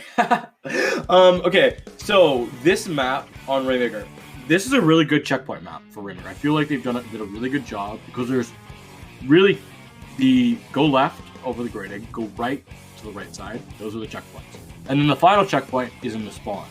No, we did talk about this today. Yeah. Oh, we did? Okay, the choke points on the right and the left are great. They designed them great for the defenders and the aggressors. Once you break through them, it feels really good. But then there's the final one. You want to get through that first checkpoint as fast as possible, so you can have as many chances of going through that straight shot, singular path where the Rainmaker can go to the trench of the enemy team spawn and Scorch Gorge. And that's really, you really got to fight for those points. Yes, you do. And we know last time we saw a Rainmaker, it was on Eel Tail. Not quite the same. Actually, no, it doesn't have any similarities in map layout, but Tempest took it on pretty dominantly in the last half, so we'll have to see if they're able to bring it again. Yeah, and everyone, don't go anywhere. If you're a big esports fan, don't go anywhere. League of Legends World Finals aren't over yet. You still got another game, so we should be able to get you down this tournament and return you to your regular scheduled esports program. As I was getting messages from people. Stop messaging me. Why is my streamer mode not on? Alright, anyway, Rainmaker Scorch Gorge, here we go. The only difference here is that Charger swapping to the vanilla variety for that Ink Vac. We'll have to see who gets the pop in this first bout here. It does seem to be Tempest. Tempest, they're also the ones that need this one game. They win this game, they win the tournament. Red Shell's trying to run it down, dodging around the Charger's laser, trying to find out Tonkatsu. Luke on this 52 gal here, gonna find them before Luke can find that. And Red Shell dodging, weaving, still somehow alive, jumps back to Z's, and somehow, someway, still alive. I want to know how much quick super jump he's running on that. That's the. So many times we've seen him jump to teammates to escape a situation. It has been working out for them quite well. If Tempest can get to this checkpoint, yes, they hit the pillow. That is a mini little checkpoint bouncing your head into that. Every single time you go off this wall and hit another little ledge, it's like on Moray Towers in the last game, or Arrow on a Mall. It's just like those single checkpoints that were not really actual, just checkpoints. But the Rainmaker keeps going all the way down to 22. That's another wall bounce. They just keep going further and further. And a great wipeout for Tonkatsu, but oh my gosh, 22 is a deep hole that they've dug themselves into. It took a full wipeout for them to stop their push. But you have to be careful. There's still a little bit of blue on that left side. The Rainmaker hasn't reset just yet. I don't think Tempest has anyone near enough to get to it before it does. Yeah, but you don't know how fast Brush can get to their own spawn. That is true. That is true. I was a little bit worried. Yeah, there's like, oh yeah, they don't have a weapon that can... Wait. What did you do? Red shell. Speaking of red shell, here goes that pop. Red shell going on absolute tear once again, just picking off the members for their mate to pick up that Rainmaker and continue onward. 2 members, the Splash and the 52.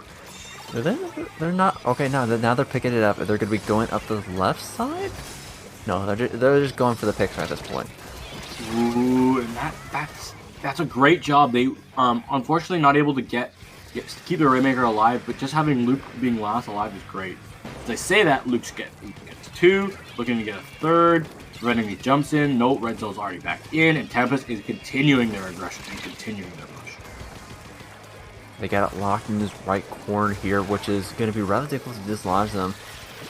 But they're just popping those specials. The Killer Book gets out, and there's 52 is still alive. Luke finally gets taken down by a red shell, but that's going to be 2 of Tempest down with just the Rainmaker remaining now.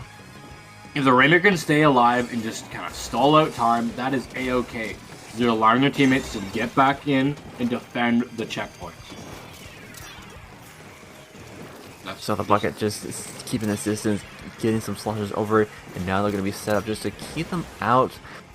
The last 2 minutes, and Tonkatsu still hasn't really put any points on the board. They've been extremely locked out. They got a point! Finally! They're at Wayne Gretzky's number 99. With a minute and 30 remaining, that will not be anywhere close. They need a checkpoint. They need all the way down to 21 to even stay alive in this tournament. And that, right there, is not helpful. Oh, that's going to be another delayed wipe. And once again, Tempest is solid control of this mid. They're just not giving Tonkatsu a break in right now. No.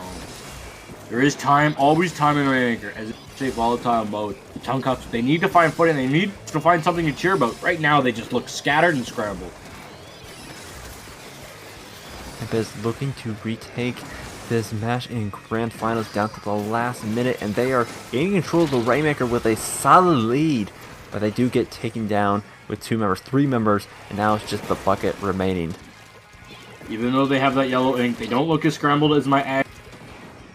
Like, they do have a little bit of a game plan.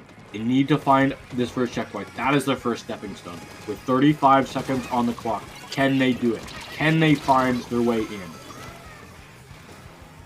It's looking difficult. They do get the 2 members of Tempest, but the Junior is sitting pretty behind the Rainmaker, ready to stop it. And once it gets picked up, last one remaining, still alive, but they are going to be able to get that last checkpoint as we get into the last 20 seconds. Checkpoint gone, and they have the ink back. This is doable for Tonkatsu. As long as the Charger isn't the one that grabs it. They get this crab tank up, they get this going, they can do this. There is a possibility, but this Trizuka is going to come in with the shots. They have fallen. Inkback is coming out. Crab Tank is going. Rainmaker is trying to make its way. Can the Booyah Bomb stop it? The Booyah Bomb does a little bit of damage, but it won't do enough. The Junior does not quite get there. Can Red Shell find their way in? Tonkatsu, they're trying to run it down. They're trying to go. They get all the way to 23, and they lose the point from the lead. 1 point. Champions. Oh my goodness. 2-point differential. 1-point differential. What am I saying? Squid Junction, 32 champions, Tempest, with a 1-point victory on a Rainmaker game. Oh my goodness, down to the wire. It just absolute mayhem getting thrown on that Rainmaker right at the end. They were so close to squeaking by with that victory, but Tempest gonna knock it out, ended right there, winning Squid Junction 32. What a game. Oh my goodness. After coming into winners finals and getting 3-0, they're able to take the reset over the same team that 3-0'd them in a 3-0 fashion and take the reset bracket over Tonkatsu in a 3-1 fashion. They got sent down to losers, but then they just went on a tear and slingshot right back to hit Tonkatsu so hard, only losing 1 match to them in the grand finals. Wow. Wow. You can't ask for more than that. Who wrote the script? Neb? Nebula? You write the script? That was so surely so beautiful. From from Tempest. They were so good. And honestly, Tonkatsu, they did a great job. They saw their win condition at the end. They did their best. They really did their best at the end. It's just the mental fortitude to be able to come back like that and such when after coming off of a lose streak like that is amazing, just unbelievable. Honestly, I'm mad. You gotta. It's late here on the East Coast. It is that time, isn't it? I don't know. It is. But I gotta say thank you so much for carrying me today. Well, thank you for inviting me. This has been an absolute blast, and we absolutely have to do it again. But Yeah, in the meantime, where can the good people find you? They can find me. We're probably on Dapple again. I've commentated the last 5 Dapple tournaments, so most likely on Dapple. I'm 5 for 5. They can find me on Dapple Productions most tournaments, and at Genie7 on Twitter, at GEENIE7_ on Twitter. I will update you on any tournaments, most tournaments that are happening in Splatoon. Should set them out for you so you remember to sign up for them. And yeah, I'm looking forward to the starting of we've got some leagues coming up, especially Ludi. That's a big league that's coming up. So if you want to keep updated and see what any big upsets are happening, I'm definitely a good follow. And Ahmed, where can the lovely people find you? Well, you can find me on pretty much Twitter, Twitch, and YouTube at IMadGamerII. I like to do quite a bit of Splatoon content, but I am also quite frequent in the commentating as well. I try to catch Dapple Productions whenever I can, but I'm also quite active over on IPL, Inkling Performance Labs, so any of those places. But for now, we are going to be closing up for the night. We want to thank you all for hanging out. We want to thank you all for watching these We gotta fantastic tell them matches. about the calendar. We gotta tell them about the calendar before we go. We got yes. today is the Saturday the 5th. We've got Wednesday. Wednesday we have our paddling pool, and on the 11th, on the Friday, we have our Triton Cup. And in 2 weeks, we will have our next Squid Junction, same place, same time here on Dapple. And mark your calendars, everybody. We have a paddling pool gold on the 23rd of November. Those are big brackets. You usually get a lot of top teams, and I've heard there might be small monetary amount there. It's very small. Like we're talking about. Yes. But You know definitely what? don't want to miss these. No, you don't. And we got to shout out before we sign off. How would you shout out our lovely Kios? Oh, absolutely. We have Alice has been a big help tonight. We have Havoc. Havoc has been fantastic. And then we also have our beloved streamer, Nebula. Shout out to all of them for just making this all happen. It's been great. Yeah, with that, we will be sending you over to... are we sending them... Kyo? We're going to be sending you over to Kyo. So, everybody, go say hi to Kyo for us, and enjoy NA's King. King Blaster of NA.